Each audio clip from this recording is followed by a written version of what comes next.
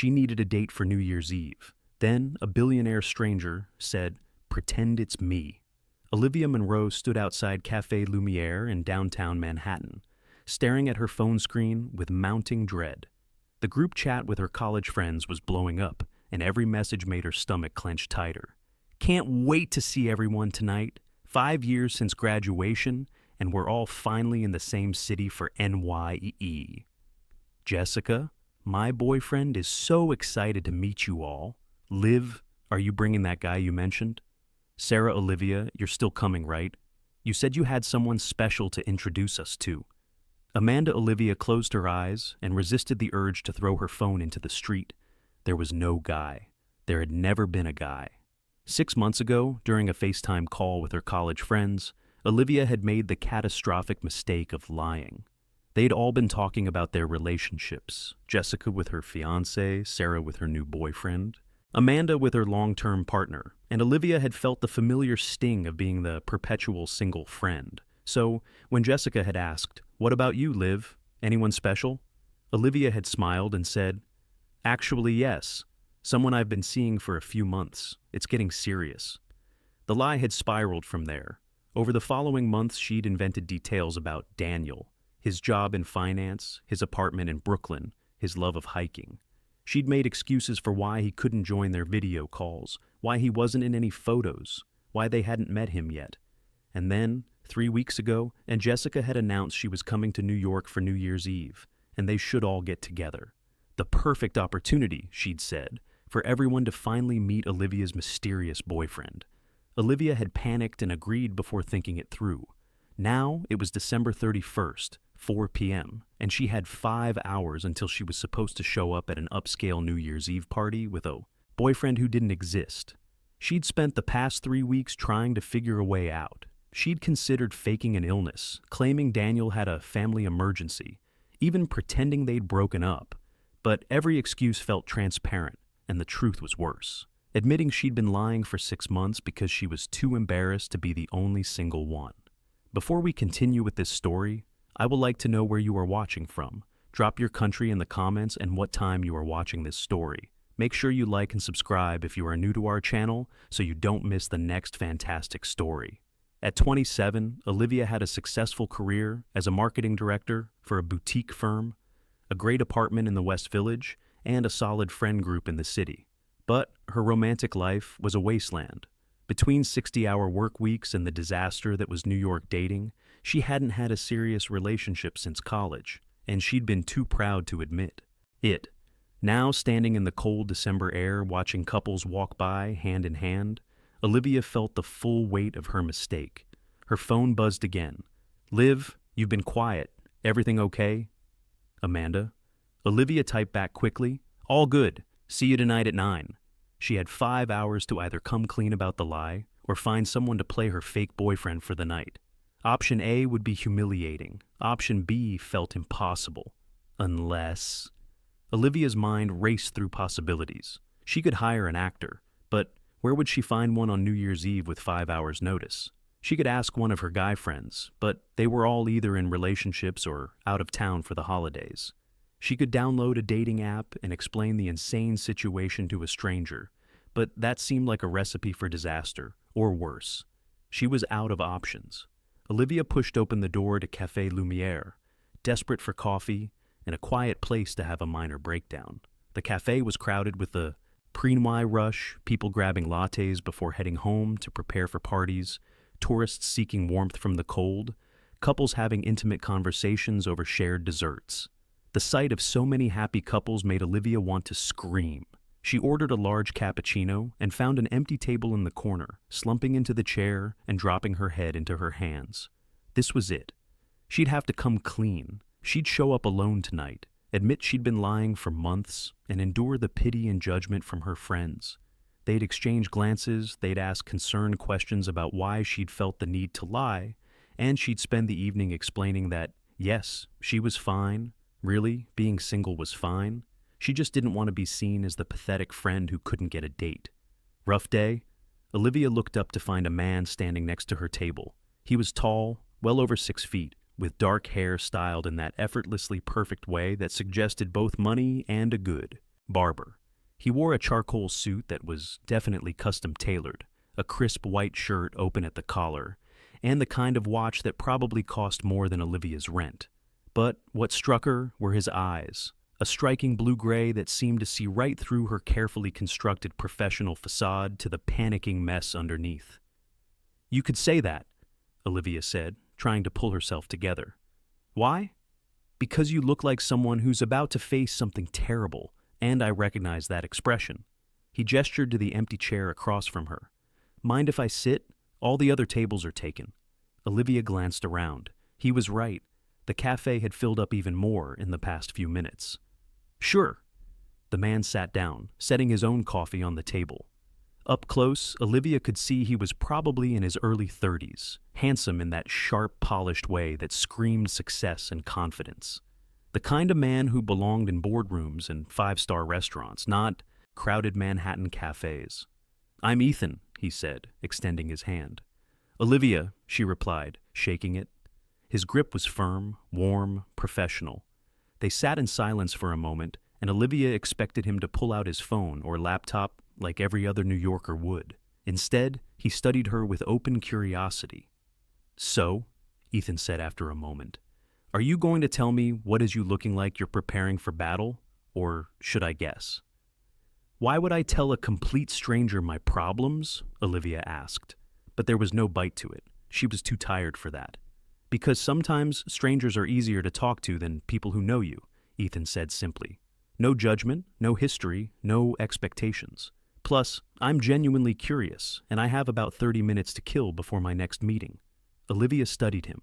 There was something disarming about his directness, about the way he seemed genuinely interested rather than just making conversation. And honestly, what did she have to lose? He was a stranger. She'd never see him again after today. "Okay," Olivia said, making a decision. "You want to hear about my monumentally stupid problem? Here it is. I lied to my college friends about having a boyfriend for 6 months. And tonight, we're all getting together for New Year's Eve, and they're expecting to meet him. Except, he doesn't exist. So I have approximately 5 hours to either come up with a believable excuse for why he can't make it, or show up alone and admit I've been lying like a pathetic loser for half a year." She'd said it all in one breath, and now she waited for Ethan's reaction, the judgment, the confused laughter, the slow backing away from the crazy woman.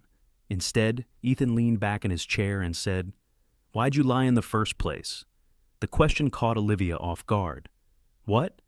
Why did you create a fake boyfriend? There has to be a reason." Olivia felt her defenses rise. "Does it matter?" "I think so," Ethan said. "People don't usually make up elaborate lies unless something's driving them to it. Embarrassment, pressure, fear of judgment. Something." Olivia stared at this stranger, who'd somehow cut right to the heart of things. "All of the above," she admitted quietly. "My friends are all in serious relationships, engaged, moving in with people, talking about marriage and kids. And I'm just not. I work 80 hours a week. I go on maybe 2 dates a year that never go anywhere.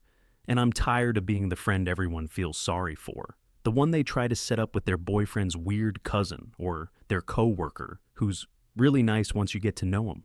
So when they asked if I was seeing anyone, I said yes, because I wanted just for once to be the person who had their life together instead of the person everyone worried about." She'd never said any of that out loud before, never admitted how much it bothered her, how much pressure she felt, how inadequate she felt watching everyone else build lives while she built a career. Ethan nodded slowly, like he understood completely.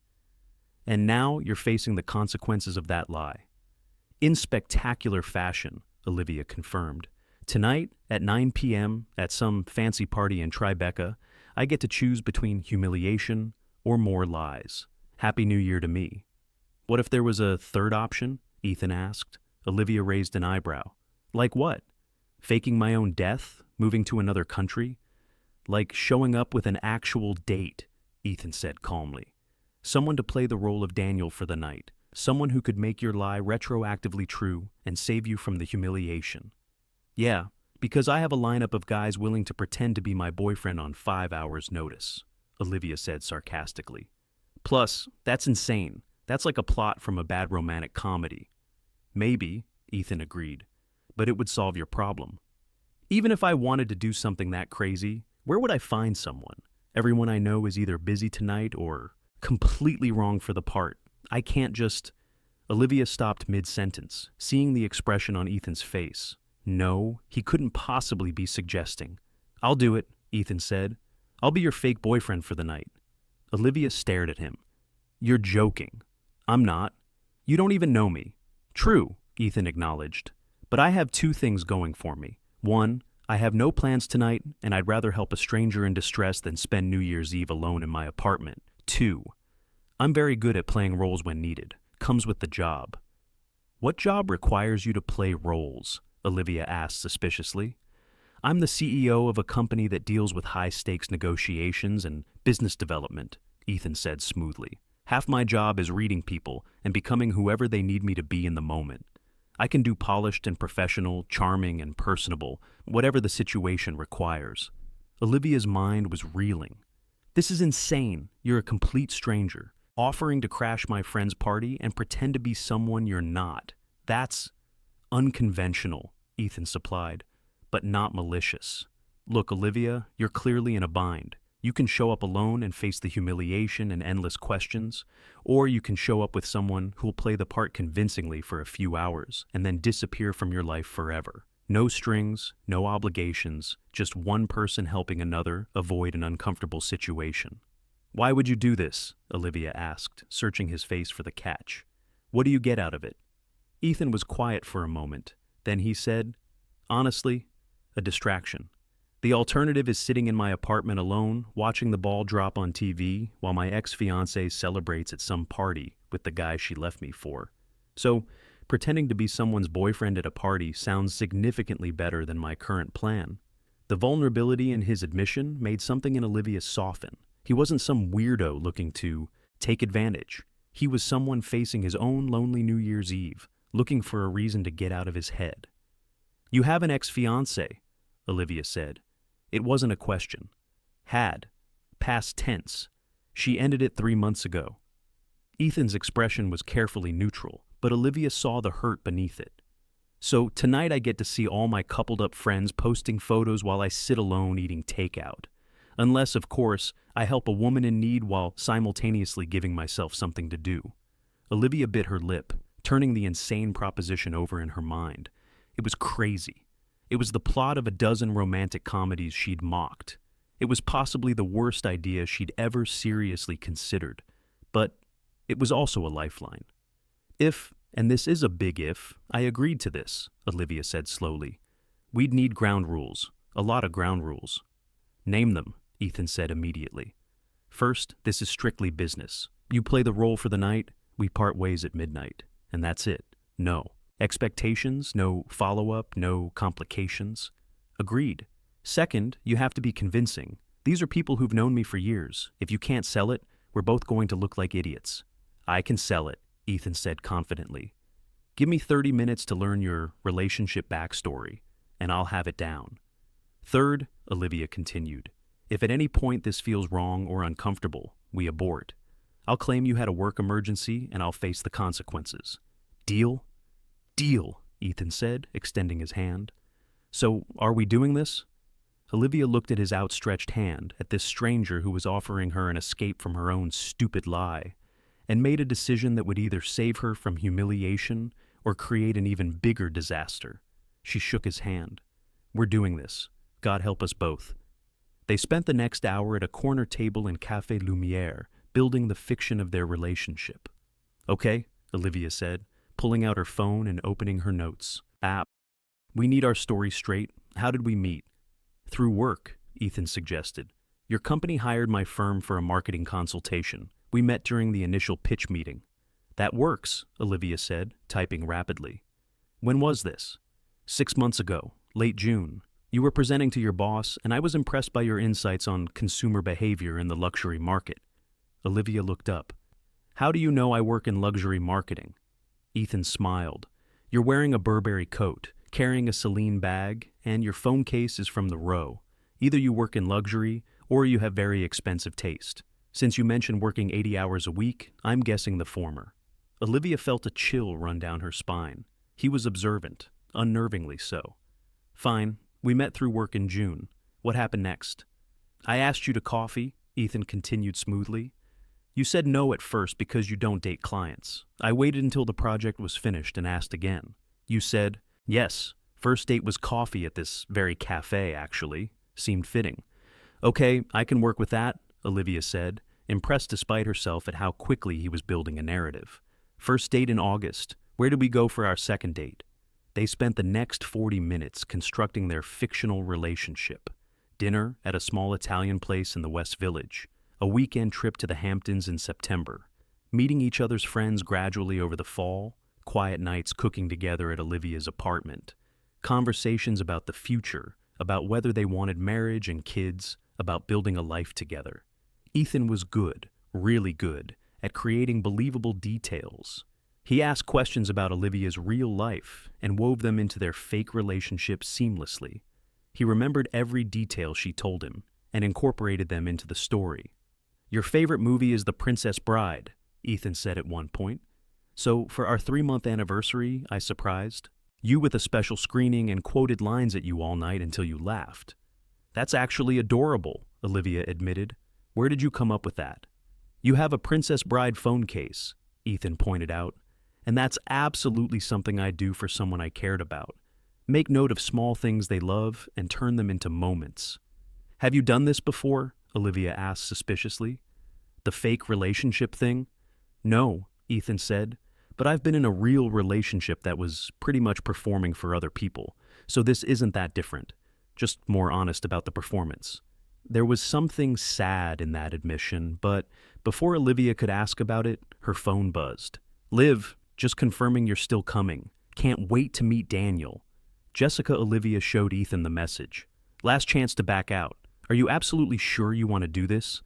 Ethan met her eyes steadily. I'm sure. Are you? Olivia took a breath. This was happening. She was really doing this. I'm sure. But Ethan, I need to know one more thing. What's that? What's your last name, in case someone asks? Cross, Ethan said. Ethan Cross. And what do you do exactly? You said CEO, but of what? Ethan hesitated for just a fraction of a second. Investment and venture capital. We help growing companies scale and connect startups with resources. It's not that interesting, honestly. Something in his tone suggested there was more to it, but Olivia didn't push. She had enough to worry about without interrogating her fake boyfriend about the details of his business. Okay, she said, standing up. I need to go home and change. The party starts at 8, dinner at 9. Dress code is cocktail attire. Can you do that? I can do that, Ethan confirmed, also standing. Text me the address. I'll meet you there at 8:30. Wait, Olivia said. We should arrive together. It'll look weird if we show up separately. Good point, Ethan said. Okay, I'll pick you up at your place. 8 p.m. That gives us time to run through the story one more time before we face your friends. Olivia nodded, her heart starting to race as the reality set in. She was really doing this. She was bringing a stranger to a party and passing him off as her boyfriend of 6 months. This was either going to work perfectly or blow up in her face spectacularly. Hey, Ethan said, touching her arm gently. We've got this. Trust me, I've negotiated multi-million-dollar deals with less preparation than we just did. A dinner party is going to be easy. Those multi-million-dollar deals probably didn't involve lying to your closest friends, Olivia pointed out. Fair, Ethan acknowledged, but the principle is the same. We have a goal, we have a strategy, and we execute. You'd be surprised how much of life is just confident performance. Is that what you do? Olivia asked. Perform? Something flickered in Ethan's expression.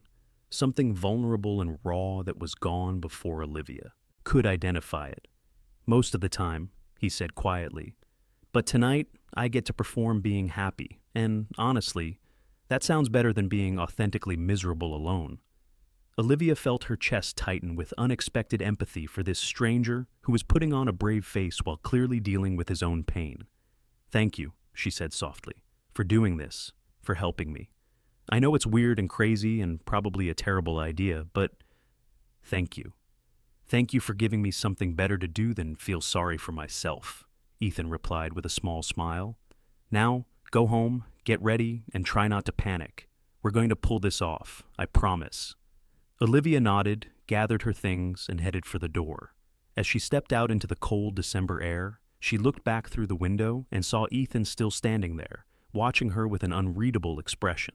She'd just agreed to bring a complete stranger to a party and pass him off as her boyfriend. This was either the best decision she'd made all year or the worst. She had 4 hours to find out which. Olivia's apartment was in chaos. She'd been home for 90 minutes and still couldn't decide what to wear. Her bed was covered in rejected dresses, too formal, too casual, too revealing, too conservative. Her makeup was half done because she kept second-guessing whether the dramatic eye was too much or not enough. "This is insane," she muttered to herself, holding up a navy dress and then immediately putting it back down. "You're losing your mind over a fake date with a stranger." Her phone buzzed, a text from an unknown number. "It's Ethan, just confirming your address, 47 Perry Street, Apt 4B. Olivia's heart jumped. She'd given him her address, a stranger. She'd invited a man she'd met 3 hours ago to pick her up at her apartment. What if he was a serial killer? What if this was all an elaborate setup? What if... She forced herself to take a breath. Ethan Cross. She typed his name into Google. The results made her heart stop.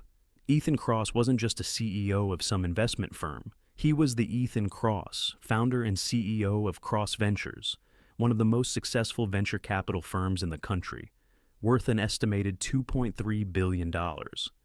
Featured in Forbes, Fortune, Business Insider, photos of him at charity galas, business conferences, shaking hands with tech moguls and political figures. Olivia stared at her phone screen in shock. A billionaire. She'd just made a fake boyfriend deal with an actual billionaire. And he'd sat across from her in a cafe, acting like he was just some regular guy with a broken heart and no New Year's Eve plans. Her phone buzzed again. "Is that the right address?" Olivia typed back quickly. "Yes, that's right. See you at 8. She set down her phone, her mind racing. Why hadn't he told her who he was? Why had he presented himself as just Ethan, CEO of an investment firm, instead of Ethan Cross, billionaire venture capitalist? Maybe for the same reason. She'd lied about having a boyfriend, because sometimes the truth made things more complicated. Olivia looked at the clock. 6:47 p.m. She had just over an hour to pull herself together, look like someone a billionaire would date, and prepare to lie convincingly to her closest friends. She grabbed the emerald green dress she'd been avoiding because it felt too bold, and decided that bold was exactly what this situation required. If she was going to do this, she was going all in.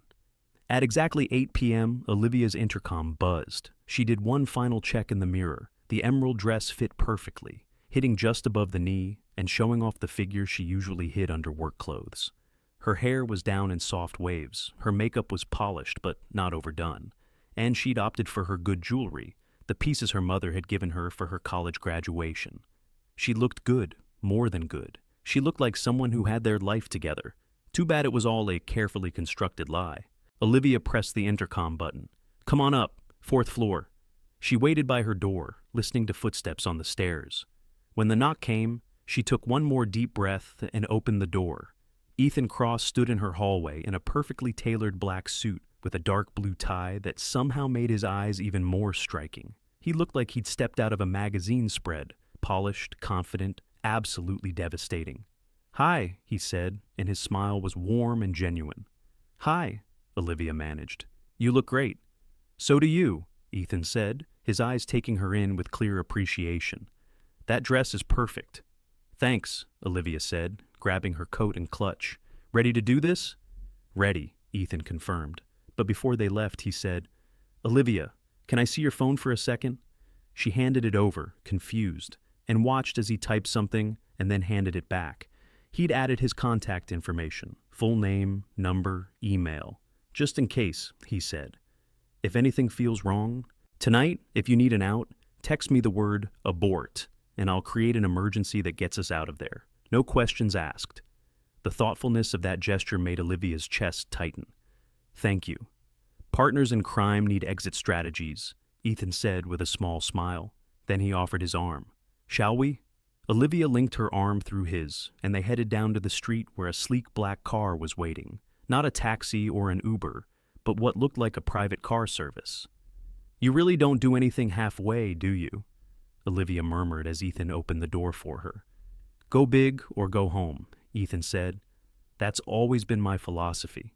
As they settled into the back seat and the car pulled into Manhattan traffic, Olivia felt the full weight of what they were about to do settle over her.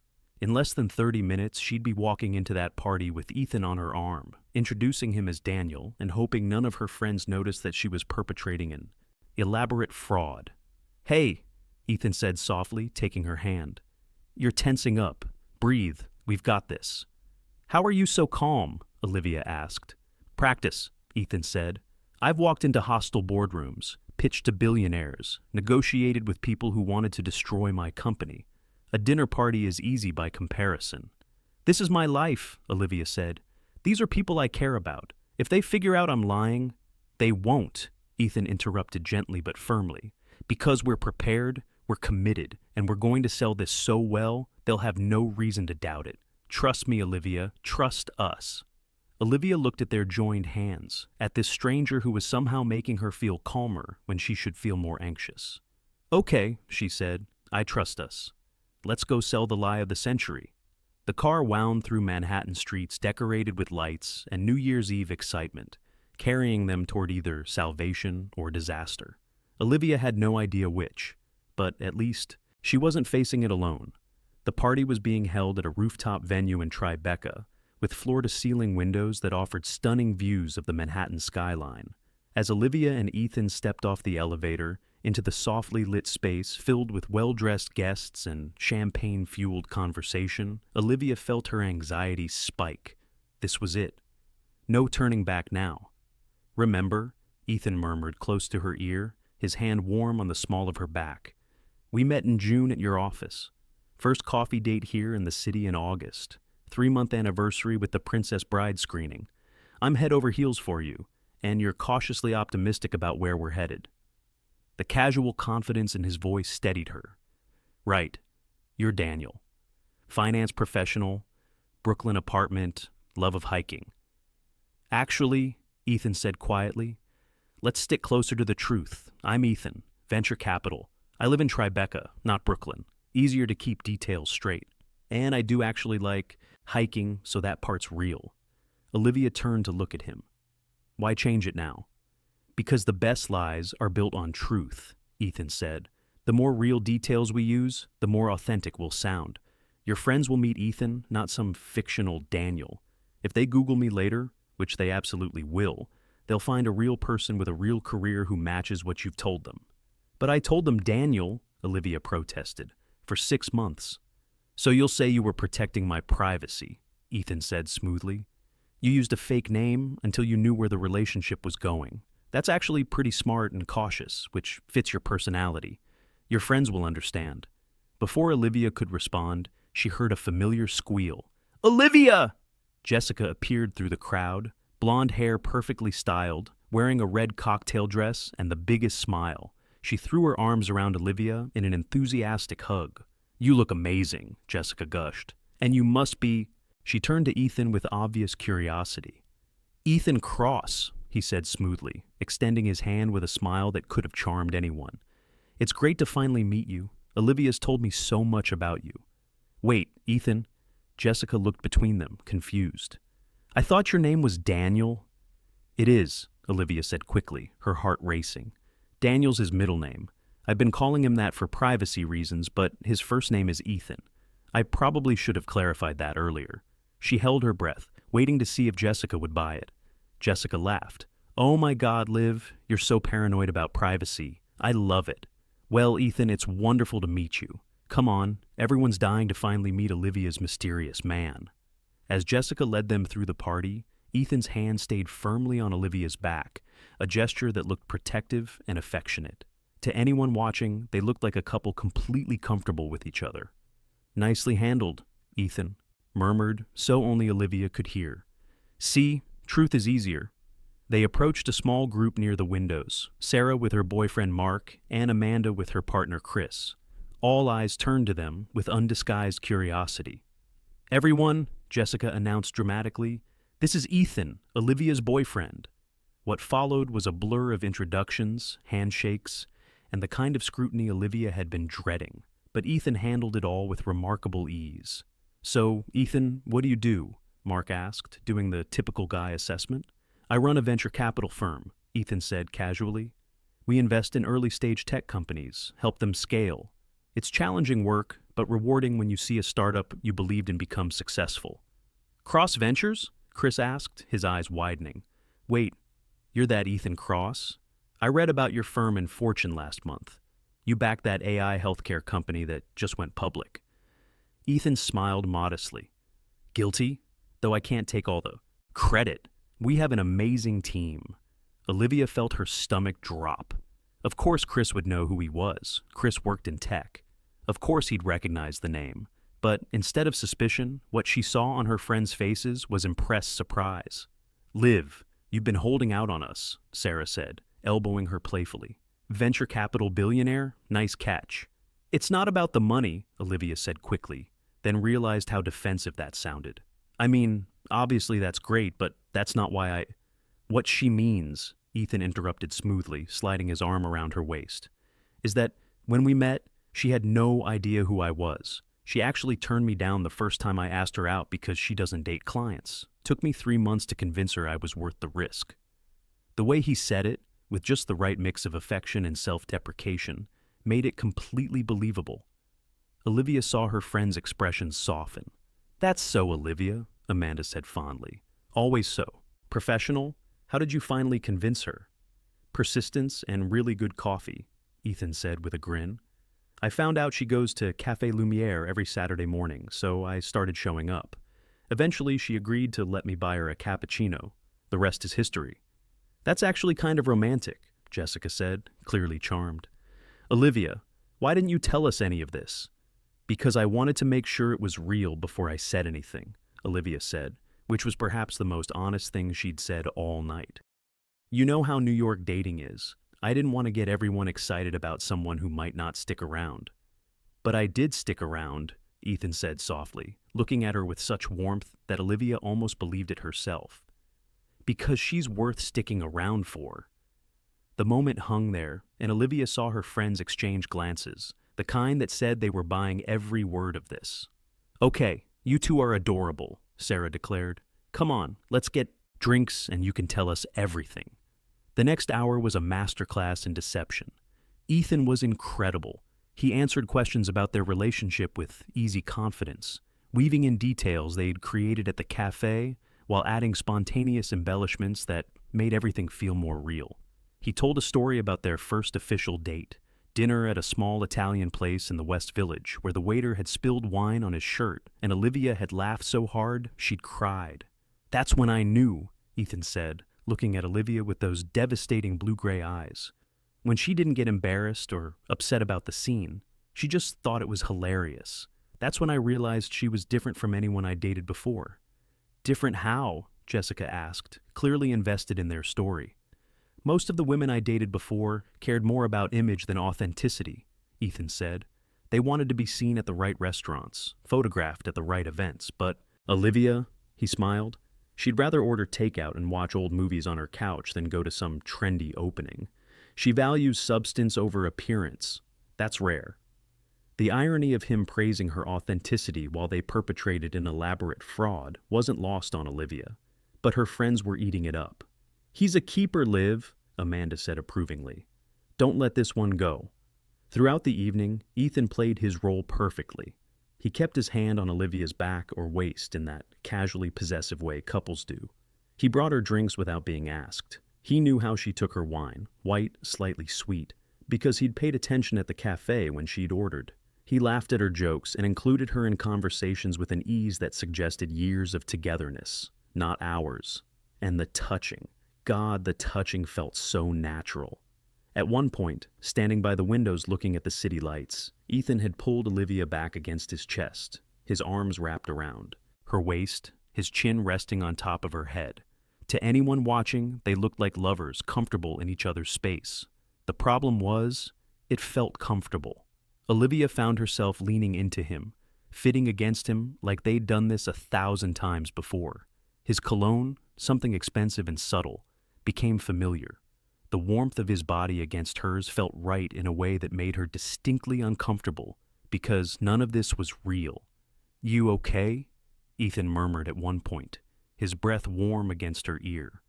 "Yeah," Olivia said softly. "You're really good at this." "So are you," Ethan replied. "We make a convincing couple." Too convincing, Olivia thought. That was the problem. Dinner was served at 9 p.m., an elaborate multi-course meal at elegantly set tables overlooking the city. Olivia and Ethan were seated with their college friends, and the conversation flowed easily, thanks largely to Ethan's ability to engage with everyone. He talked tech with Chris, discussed wedding planning with Jessica, who was getting married in the spring, and somehow managed to find common ground with Mark about basketball, despite Olivia knowing for a fact that Mark was insufferably obsessed with the Knicks. "I like him," Sarah whispered to Olivia when the men were debating whether the Knicks had any hope this season. "He's smart, successful, gorgeous, and clearly crazy about you. Where did you find him?" "I got lucky," Olivia said, which felt like the truth. Lucky that a billionaire had randomly offered to fake date her to save her from humiliation. What were the odds? "Does he have any single friends?" Sarah joked, for Amanda's sister. "She's been having the worst time with dating apps." "I'll ask," Olivia said, playing along while thinking this lie was getting deeper by the minute. Between the main course and dessert, Jessica stood and tapped her wine glass for attention. "I just want to say something," she announced to the table. 5 years ago, we graduated college with these big dreams about our lives. And look at us now. We're all here, we're all happy, we've all found our people." She raised her glass. "To friendship, to love, and to the future. Happy New Year, everyone." "To the future," everyone echoed, clinking glasses. Olivia clinked her glass against Ethan's, and he held her gaze for a moment that stretched too long. "To the future," he said softly, and something in his expression made Olivia's heart skip. "This isn't real," she reminded herself. "He's acting. You're acting. This is all performance." But God, it felt real. At 10:30, people started moving to the rooftop deck to watch the fireworks that would lead up to midnight. The temperature had dropped, and Olivia shivered in her dress despite the outdoor heaters positioned around the space. Without a word, Ethan shrugged off his suit jacket and draped it around her shoulders. "You'll be cold," Olivia protested. "I'm fine," Ethan said. "Besides, can't have my girlfriend freezing. On New Year's Eve." The word girlfriend in his voice did something to Olivia's insides that she absolutely could not afford to examine right now. They found a spot at the railing with a clear view of the city. The countdown to midnight had started on the screens inside, 90 minutes and counting. "You've been quiet," Ethan observed. "Everything okay?" "I'm just processing," Olivia admitted. "My friends completely believe this. They think we're actually together. They're going to have questions tomorrow, want to make double date plans, include you in our group chat. How am I supposed to handle that?" "We'll figure it out," Ethan said. "Maybe we date for a few more weeks and then have an amicable breakup. You can say the distance was too much or we wanted different things. Your friends will be disappointed, but they'll understand." "You've really thought this through," Olivia said. "I'm good at strategy," Ethan said with a slight smile. "It's kind of my thing." They stood in silence, for a moment, watching the city lights. Then Olivia asked, "Why did you really offer to do this? And don't say it was just because you were bored." Ethan was quiet for a long moment. Then he said, "Because I saw someone who needed help, and I had the ability to provide it. Because I'm tired of being the person who only makes calculated decisions based on profit and risk assessment. Because for once, I wanted to do something impulsive and potentially stupid just because it felt right." "And does it feel right?" Olivia asked. Ethan turned to look at her, and in the soft glow of the rooftop lights, his expression was unguarded. "Yeah, surprisingly it does." Before Olivia could respond, Jessica appeared beside them. "Sorry to interrupt," she said with a knowing smile. "But Olivia, can I steal you for a minute? Girl talk." Olivia glanced at Ethan, who nodded. "I'll be right here." Jessica pulled Olivia to a quieter corner of the deck, and her expression turned serious. "Okay, real talk," Jessica said. "Are you happy?" "What?" Olivia was caught off guard by the question. "With Ethan, with your life. Are you happy?" Jessica studied her face. "Because I know we've all been living in different cities, and we don't talk as much as we used to. But I need to know you're okay, Liv. You work so hard, you give so much to your career. I just want to make sure you're taking care of yourself too." Olivia felt emotion well up in her throat. This was why she'd lied in the first place, because her friends cared, and she'd been too proud to admit she was lonely. "I'm good," Olivia said, and realized it wasn't entirely a lie. "Better than I've been in a while, actually." "He seems great," Jessica said. "Like, genuinely great. The way he looks at you, Liv, that's not fake. That man is in deep." Guilt twisted in Olivia's stomach. "Jess." "I know you're probably scared," Jessica interrupted.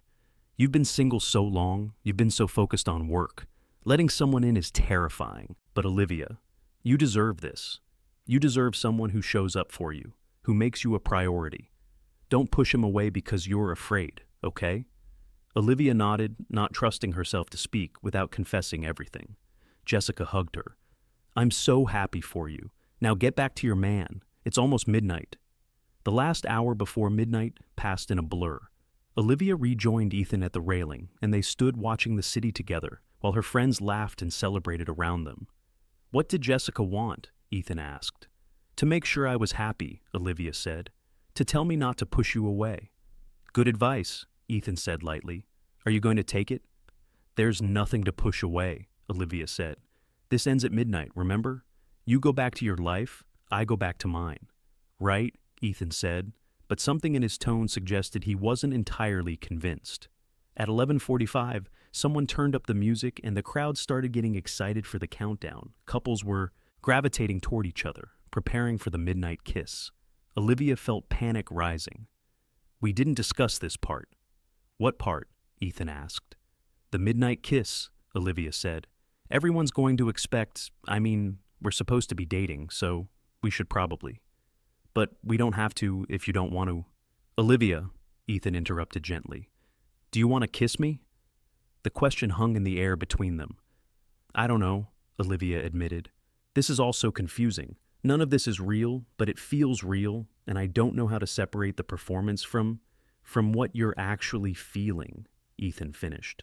Olivia looked up at him, and in his expression she saw the same confusion, the same conflict. He felt it too, the unexpected connection, the chemistry that wasn't supposed to be part of the deal. "Yeah," she whispered. The countdown started, 10 minutes to midnight. "Here's what we're going to do," Ethan said. "When midnight comes, I'm going to kiss you, because that's what your friends expect, and we're maintaining the illusion. But, Olivia, it's just part of the performance. It doesn't mean anything beyond that unless you want it to." "And if I do want it to?" Olivia asked, surprising herself with her honesty. Ethan's expression softened. "Then we'll figure that out after midnight, one thing at a time. 5 minutes to midnight." The crowd was getting louder, the energy building. Someone handed out party hats and noisemakers. Jessica and her fiancé were already wrapped up in each other. Sarah and Mark were laughing at something on his phone. Amanda and Chris were dancing to the music. Everyone was with someone. Everyone was happy. And Olivia, standing with a man she'd met 8 hours ago, realized she was happy too. Confused and anxious and completely uncertain about what happened next, but happy. 2 minutes to midnight. Ethan took her hand, interlacing their fingers. "Thank you for tonight, for letting me be part of this, for giving me something better to do than feel sorry for myself." "Thank you for saving me from humiliation," Olivia said, "and for being surprisingly good fake boyfriend material." "Surprisingly?" Ethan raised an eyebrow. "I'll have you know, I'm excellent fake boyfriend material." Olivia laughed, and the sound felt genuine, unforced. 1 minute to midnight. The crowd started counting down. 60, 59, 58. Ethan pulled Olivia closer, one hand on her waist, the other still holding hers. They were standing face to face now, close enough that she could see the flecks of darker blue in his gray eyes. 30 seconds. "Olivia," Ethan said softly, "whatever happens after tonight, I want you to know. This wasn't what I expected. You weren't what I expected." "What did you expect?" Olivia asked, her heart racing. "Someone who needed saving," Ethan said. "But you're not that. You're strong and smart and so much more interesting than you give yourself credit for. Tonight's been..." Seconds. The crowd was roaring now, counting down in unison. Unexpected, Ethan finished. 5, 4, 3, 2, 1. Happy New Year! Fireworks exploded over the city, and all around them, people were cheering and kissing and celebrating. But Olivia only saw Ethan as he lowered his head and kissed her. It was soft at first, tentative, like he was giving her the chance to pull away. But Olivia didn't pull away. She kissed him back, her hands coming up to rest on his chest, feeling his heart beating as fast as hers. The kiss deepened, and suddenly it wasn't soft anymore. It was urgent and real, and nothing like a performance. Ethan's hand tangled in her hair, and Olivia pressed closer, forgetting about the crowd, forgetting about her friends, forgetting about everything except this moment. When they finally pulled apart, both breathing hard, the fireworks were still going off. But the real fireworks, Olivia thought dizzily, were happening right here between them. That was, Olivia started. Not fake, Ethan finished. That was definitely not fake. Before Olivia could respond, her friends surrounded them with cheers and hugs and New Year's wishes. The moment was broken, the spell interrupted. But as Ethan's hand found hers again in the chaos of celebration, Olivia knew something fundamental had shifted. This had started as a fake relationship, a performance to save her from embarrassment. But somewhere between the cafe and midnight, somewhere between the lies and the laughter, something real had begun, and Olivia had absolutely no idea what to do about it. The party continued for another hour, but Olivia was barely present. She went through the motions, laughing at jokes, responding to conversation, but her mind was stuck on that kiss, on the way Ethan had looked at her right before midnight, on the fact that nothing about tonight had felt fake. At 1:30 a.m., people started heading out. Olivia hugged her friends goodbye, accepted their compliments about Ethan one more time, and promised to set up a double date soon, another lie to add to the pile. "He's perfect for you," Jessica whispered during their goodbye hug. "Don't let him go, Liv." If only she knew, Olivia thought. Ethan called his car, and they rode down the elevator in silence. The party was over. The performance was done. Now came the part where they went back to being strangers. Except Olivia didn't want that anymore. The car was waiting outside, and as they settled into the back seat, Olivia finally found her voice. "Thank you," she said, "for tonight, for everything. You were amazing." "So were you," Ethan said. "Your friends are great, by the way. I can see why you didn't want to disappoint them." The car started moving through the empty Manhattan streets. In a few minutes, they'd be at Olivia's apartment. Ethan would say goodbye, she'd get out, and that would be it. The thought made her chest ache. "Ethan," Olivia said softly, "about that kiss." "I know," Ethan interrupted. "It was part of the act. I shouldn't have—" "It didn't feel like part of the act," Olivia said.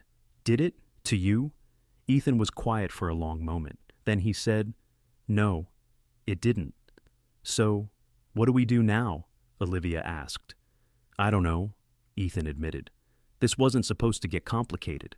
We had a deal. One night, then we walk away." "I know what the deal was," Olivia said. "But what if I don't want to walk away?" The car pulled up in front of her building. The driver waited patiently while Ethan and Olivia sat in charged silence. "You don't even know me," Ethan said finally. "Not really. You know the version of me I performed tonight." "And you don't know me," Olivia countered. "You know the version who needed a fake boyfriend to avoid humiliation. But I'd like to get to know the real you, if you're interested." Ethan looked at her, and in the dim light from the street lamps, his expression was unreadable. "Olivia, I'm not good at this," he said quietly. "Relationships, real ones. My ex-fiancée left because I worked too much, cared too much about the business, never made her a priority, and she was right. I don't know how to balance a relationship with the demands of running a company. I don't want to start something with you just to disappoint you." "What if you don't disappoint me?" Olivia asked. "What if we just see where this goes without putting all this pressure on it?" "And how do we do that when your friends think we've been dating for 6 months?" Ethan pointed out. "We've built this entire fiction. How do we go back and start from the beginning?" "We don't," Olivia said, making a decision. "We tell them the truth. I come clean about the lie, explain what happened tonight, and if they're really my friends, they'll understand. It'll be embarrassing as hell, but at least it'll be honest." "And then what?" Ethan asked. "And then We go on an actual first date, Olivia said. No lies, no performance, just two people getting to know each other. No pressure, no expectations, just possibility. Ethan studied her face for a long moment. Then he smiled. A real smile, not the polished one from the party, but something genuine and a little bit scared. Okay, he said, let's try possibility. Olivia felt her heart soar. Yeah? Yeah, Ethan confirmed. But Olivia, I need you to know something. Tonight wasn't just performance for me. Everything I said about you, about your authenticity, your strength, how you're different, that was real. You're not what I expected, and I'd like to find out who you really are beneath the professional facade. Same, Olivia said softly. I'd like to find out who Ethan Cross really is when he's not trying to be what everyone needs him to be. They sat there for another moment, both smiling, both terrified, both willing to take the risk. I should let you go, Ethan said finally. It's late. Yeah, Olivia agreed, but she didn't move. Olivia, Ethan said, his voice low. If I kiss you again right now, it won't be for show. It'll be because I want to. Are you okay with that? In answer, Olivia leaned forward and kissed him first. This kiss was different from midnight. Slower, deeper, full of promise instead of performance. When they pulled apart, both were smiling. Good night, Ethan, Olivia whispered. Good night, Olivia, Ethan replied. I'll text you tomorrow for that first date. Our second first date, Olivia said. This is getting complicated. The best things usually are, Ethan said. Olivia got out of the car and walked to her building, turning back to wave before going inside. Ethan waited until she was safely in before the car pulled away. Upstairs in her apartment, Olivia kicked off her heels and collapsed on her couch, her mind reeling. She'd started the day desperate and panicking, had agreed to a fake relationship with a stranger, had successfully deceived her closest friends, and had ended up with genuine feelings for a billionaire who'd offered to pretend to be her boyfriend. It was the plot of a romantic comedy. It was insane. It was also possibly the beginning of something real. Her phone buzzed with a text, made it home. Tonight was unexpected in the best way. Sleep well. Ethan Olivia smiled and typed back, Thank you for the best fake date I've ever had. Looking forward to our real one. She fell asleep still wearing the emerald dress, still wrapped in Ethan's jacket that smelled like his cologne, wondering how her life had taken this impossible turn.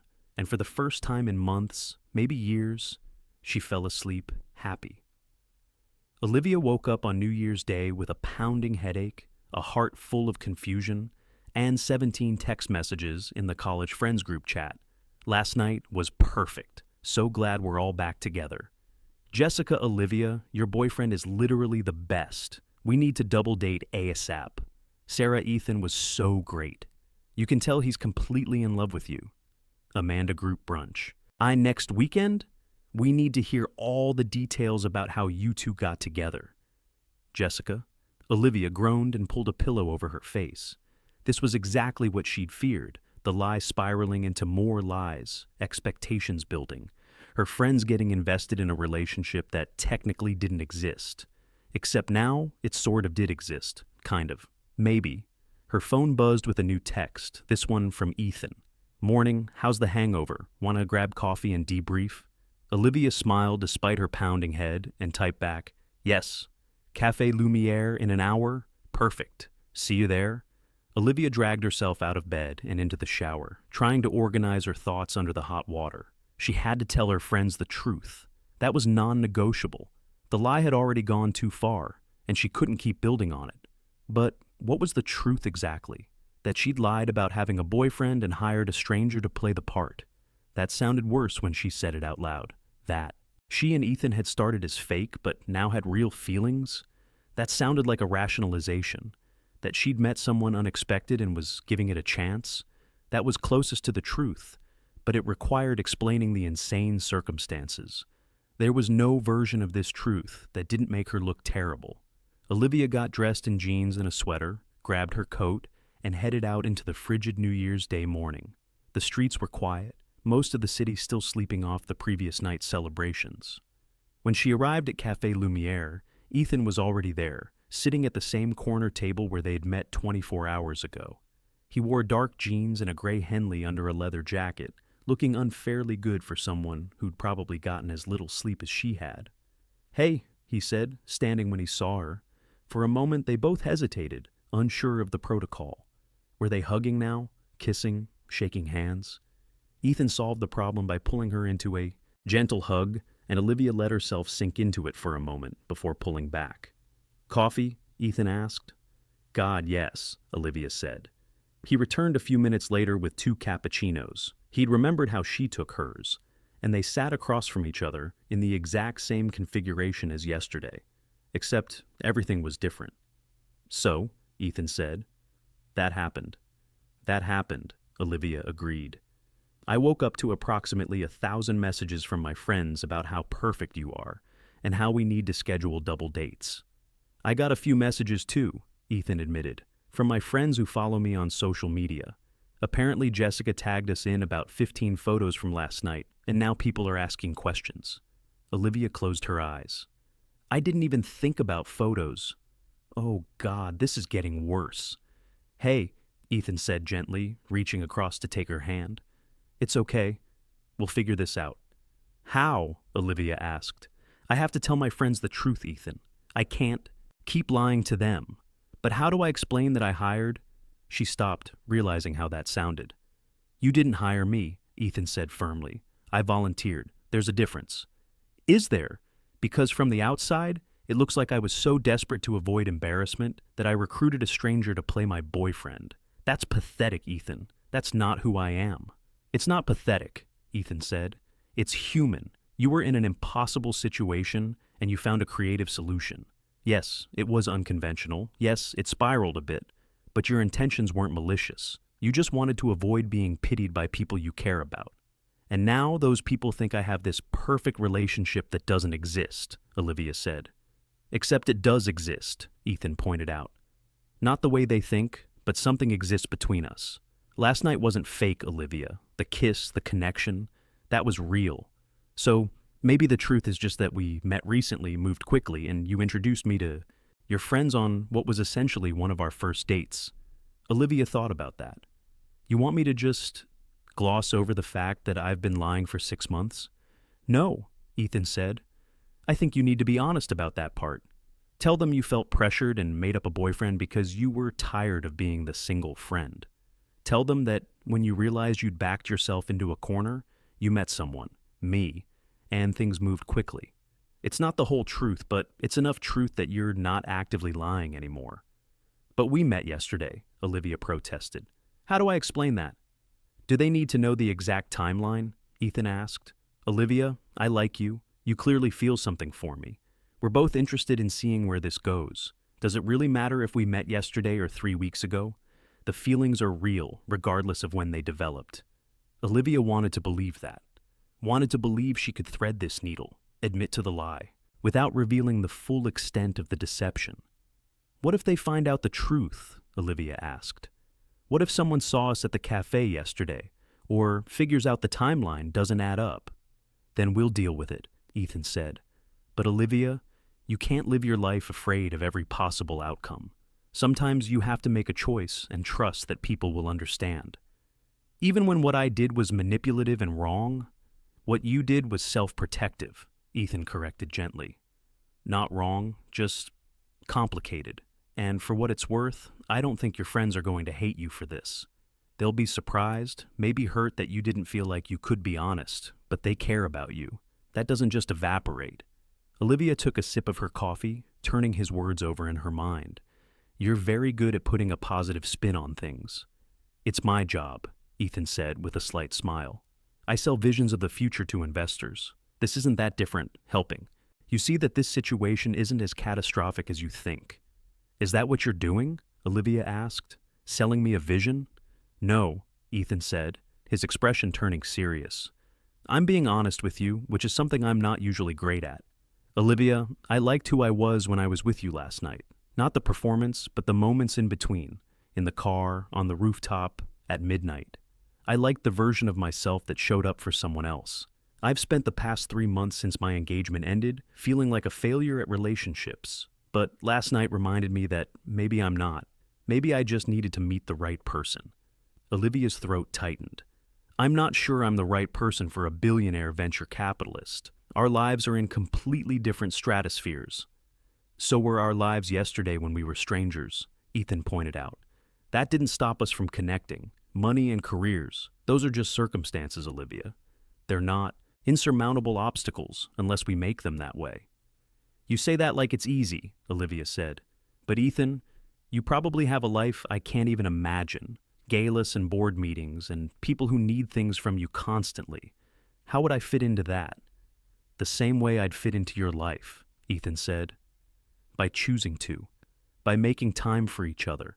By being honest about what we need and what we can give. Olivia, I'm not looking for someone to fit into my existing life. I'm looking for someone to build a new life with. Someone who sees me as Ethan, not as Ethan Cross, the billionaire CEO. But you are Ethan Cross, the billionaire CEO, Olivia said. That's reality. It's part of reality, Ethan agreed. But it's not all of me. Last night you saw other parts, the part that likes old movies and makes terrible jokes and gets nervous before meeting new people. That's real too, and I'd like you to get to know all of it. Olivia looked at him, really looked at him, at the hope in his eyes mixed with guardedness, at the way he was putting himself out there despite clearly being scared of rejection. Okay, she said softly. I want that too.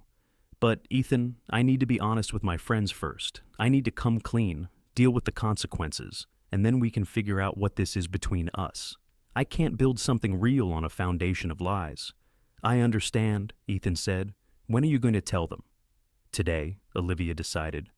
The longer I wait, the worse it gets. I'll call Jessica and tell her I need to talk to everyone. Do you want me there? Ethan asked. For moral support? Olivia considered it. No, I think I need to do this alone, but thank you for offering. They sat in silence for a moment, drinking their coffee. Then Ethan said, Olivia, whatever happens with your friends, I want you to know. I don't regret last night. Any of it. Neither do I, Olivia admitted, even though it was insane and complicated and potentially going to blow up in my face. The best things usually are, Ethan said, echoing his words from the previous night. So what happens now? Now I face the consequences of my lie, Olivia said. And then, if my friends don't hate me, maybe we go on that real first date? I'll be waiting, Ethan said, however long it takes. Olivia called Jessica from her apartment an hour later, her heart hammering. Liv, how are you feeling? Last night was so fun. Jessica's enthusiasm made Olivia's guilt spike. Jess, I need to talk to you, and Sarah and Amanda. Can we do a video call? It's important. Jessica's tone shifted immediately. Is everything okay? Is it Ethan? It's complicated, Olivia said. Can you get everyone together, please? 30 minutes later, Olivia was staring at her laptop screen, showing 3 concerned faces in different cities. Okay, what's going on? Jessica asked. You're scaring us. Olivia took a deep breath. I need to tell you something, and I need you to let me get through it. Before you react, okay? All 3 women nodded, their expressions worried. I lied to you, Olivia began, her voice shaking. 6 months ago, when you asked if I was seeing anyone, I said yes, but there was no one. I made up a boyfriend because I was embarrassed to be the only single one, and I didn't want you all to pity me or worry about me. She watched their faces shift from confusion to understanding to hurt. I created this whole fiction. Daniel, the finance guy, the relationship, none of it was real. And when you said you wanted to meet him at New Year's, I panicked. I didn't know what to do. I couldn't keep up the lie, but I was too embarrassed to admit the truth. So last night, Sarah said slowly. Ethan? I met Ethan yesterday, Olivia admitted. At a cafe. I was having a breakdown about the situation, and he overheard me and offered to help. He agreed to pretend to be my boyfriend for the night, so I wouldn't have to face you all alone. The silence on the other end. AIM was deafening. You brought a stranger to the party? Amanda finally said. Olivia, that's insane, I know, Olivia interrupted. It was desperate and stupid, and I'm so sorry. I'm sorry I lied to you for 6 months. I'm sorry I didn't trust you enough to be honest. I'm sorry I was so wrapped up in my own insecurity that I manipulated you all. Why didn't you just tell us you were single? Jessica asked, and her voice was hurt. Liv, we wouldn't have judged you. We've all been single at different points. It's not a big deal." "It felt like a big deal," Olivia said, tears streaming down her face now. "Every time we talked, you all had updates about your relationships, engagements, moving in together, future plans, and I had nothing. Just work, which I know isn't nothing, but it felt like I was falling behind, like I was failing at life because I couldn't figure out the relationship part." "Oh, Liv," Sarah said softly. "We never meant to make you feel that way." "I know," Olivia said. "This is my issue, not yours. My insecurity, my mistake. And I understand if you're angry and disappointed and don't want to talk to me right now. I deserve that." The three women exchanged glances, that silent communication that came from years of friendship.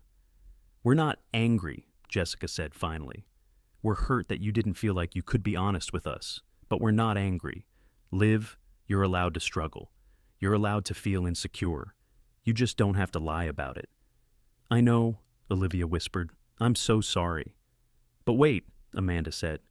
"What about Ethan? I mean, yes, you met him yesterday, but last night there was definitely chemistry there.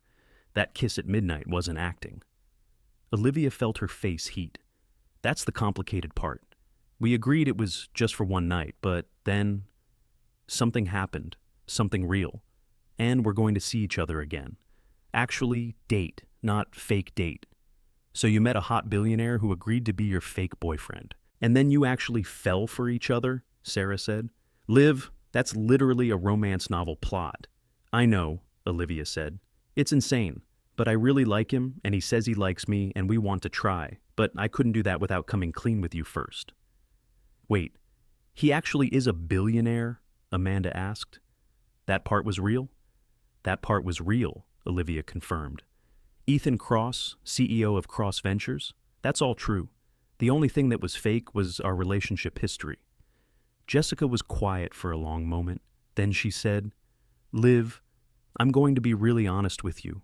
What you did, lying to us for months, bringing a stranger to the party without telling us, that wasn't okay. It hurt. But I also understand why you did it. And the fact that you're coming clean now, that you're being honest even though it's hard, that means something. It means you're braver than you give yourself credit for," Sarah added. "Most people would have just kept lying. You chose truth, even knowing we might be upset." "Are you upset?" Olivia asked quietly. "A little," Amanda admitted. "But mostly I'm worried about you. This thing with Ethan, it's very fast, Liv. You met him yesterday. Are you sure this is a good idea?"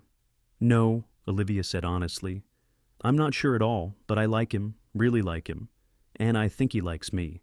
And we want to see if there's something real there." "Then we support you," Jessica said firmly. "But, Olivia, promise us something. Anything."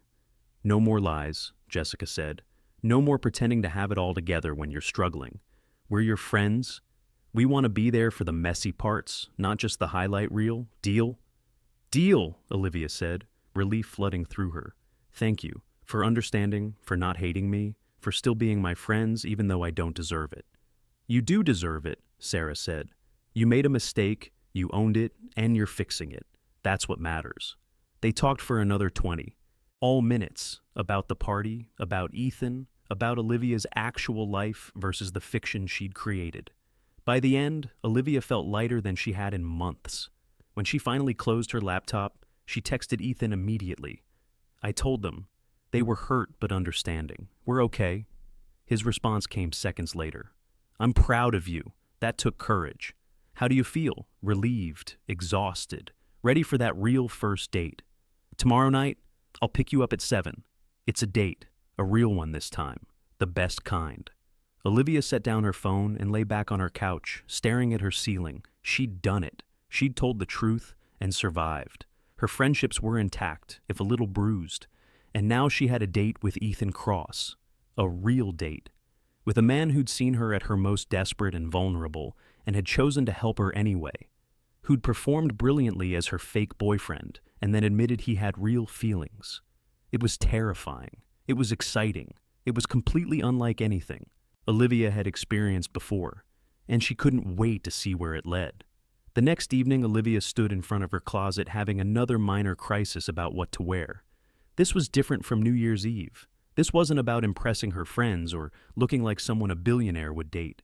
This was about being herself, her actual self, on a date with someone she genuinely liked. She settled on dark jeans, a soft cashmere sweater in deep blue, and heeled boots. Professional, but approachable. Put together, but not trying too hard. At exactly 7 p.m., her intercom buzzed. When she opened her apartment door, Ethan stood there in dark jeans and a navy button-down, looking nervous in a way that made him more human than the polished CEO from New Year's Eve. "Hi," he said. "Hi," Olivia replied. They stared at each other for a moment, and then both laughed at the awkwardness. "This is weird, right?" Olivia said. "We spent an entire evening pretending to know each other, and now we actually have to get to know each other." "So weird," Ethan agreed, "but also good weird. Ready?" "Ready," Olivia confirmed, grabbing her coat. Instead of the car service, Ethan had driven himself, in a surprisingly normal Tesla, not some supercar. "I was expecting something more flashy," Olivia said, as she slid into the passenger seat. "I saved the flashy car for impressing investors," Ethan said with a grin. "For actual dates, I prefer something I can actually park in the city." "So you're secretly practical underneath all that wealth?" Olivia teased. "Secretly, I'm blatantly practical," Ethan said.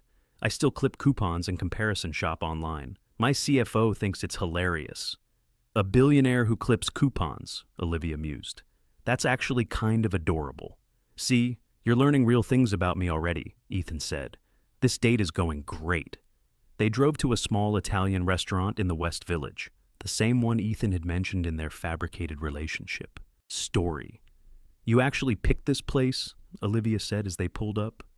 "I figured we should make at least one part of our story true," Ethan said.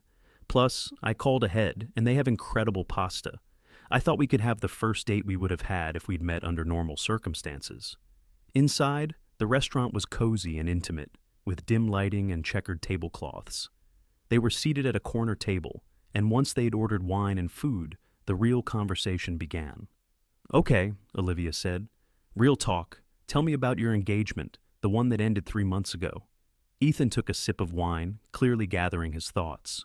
"Her name was Victoria. We met through work. She was a consultant hired by one of my portfolio companies. We dated for 2 years, got engaged last year. She was beautiful, intelligent, ambitious. On paper, we were perfect." "But," Olivia prompted. "But I wasn't present," Ethan admitted. "I was always working, always thinking about the next deal, the next meeting. Victoria wanted more time, more attention, more of me, and I couldn't give it to her, or wouldn't. I'm still not sure which." "What happened?" "She met someone else," Ethan said simply. "A doctor, someone with regular hours who came home for dinner and was emotionally available. She fell in love with him and ended things with me. Said I was married to my work and there wasn't room for her in my life." "That must have hurt," Olivia said softly. "It did," Ethan acknowledged. "But she wasn't wrong. I did put work first. I always have. It's what I know how to do. Building companies, making deals, creating value. That's my language. Relationships." He trailed off. "Are scary because you can't control the outcome," Olivia finished. "You can't negotiate feelings or strategize love." Ethan looked at her with surprise. "Exactly. How did you know that?" "Because I'm the same way," Olivia said. "I throw myself into work because it's predictable. I know if I put in the hours, deliver results, I'll succeed. But relationships? Those require vulnerability and trust and accepting that sometimes you can do everything right and still get hurt. It's terrifying." "So why are you here?" Ethan asked. "On a date with someone you barely know, taking that risk?" "Because yesterday, when you offered to help me, you saw me at my most desperate and didn't judge. You stepped up when you had no reason to. And then, at midnight, when you kissed me, I felt something I haven't felt in years, possibility. Like maybe I could be the career-focused woman and also someone who's in a relationship. Like those things don't have to be mutually exclusive." "They don't," Ethan said. "But they're hard to balance. I failed at it once already." "So did I," Olivia admitted. "I had a boyfriend in college, thought we'd get married after graduation. But I got an amazing job offer in New York, and he wanted to stay in our hometown. He asked me to choose, and I chose my career. He said I was selfish and incapable of putting anyone else first." "That's not fair," Ethan said. Choosing your career doesn't make you selfish. Doesn't it, though? Olivia asked. When you consistently put work before people? When you cancel plans because something came up at the office? When you're physically present but mentally still solving work problems? That's not selfishness, Ethan said firmly. That's dedication. And yes, it needs balance, but it doesn't make you a bad person. It makes you someone who cares deeply about what they do. Your ex-fiancé might disagree. My ex-fiancé wanted someone I wasn't capable of being at the time, Ethan said. Maybe I'm still not. But, Olivia, here's what I know. When I was with you on New Year's Eve, I wasn't thinking about work. I wasn't strategizing or planning. I was just present, with you. And that's rare for me. So, what are you saying? Olivia asked. I'm saying maybe we're both workaholics who've failed at relationships. Before, Ethan said. But maybe that means we actually understand each other better than people who don't have that drive. Maybe we can build something that accommodates both, the work we love and the relationship we want. Or maybe we're both too broken to make this work, Olivia said quietly. Maybe, Ethan agreed. But I'd rather try and fail than not try at all, wouldn't you? Olivia thought about it, really thought about it. She could walk away now, protect herself from potential hurt. Or she could take the risk, see where this unexpected connection led. Yes, she said finally, I'd rather try.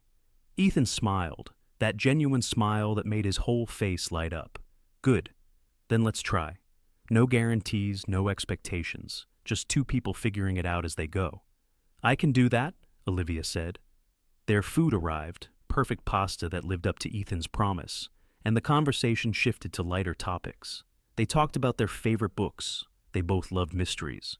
Their most embarrassing moments, Ethan once pitched to investors with his fly down. Olivia once sent a very personal email to her entire department. Their dreams for the future. I want to start a foundation, Ethan admitted. Use some of my wealth to fund healthcare startups that focus on underserved communities. But it feels self-indulgent, like I'm trying to buy redemption for being too focused on profit. Or it's growth, Olivia suggested. Recognizing you have resources and wanting to use them for good. That's not self-indulgent, Ethan. That's evolved. What about you? Ethan asked. What's your dream? Honestly, I want to be creative director at my firm, Olivia said. Build campaigns that actually matter, that change how people think about brands. I want to create work I'm proud of, not just work that pays well.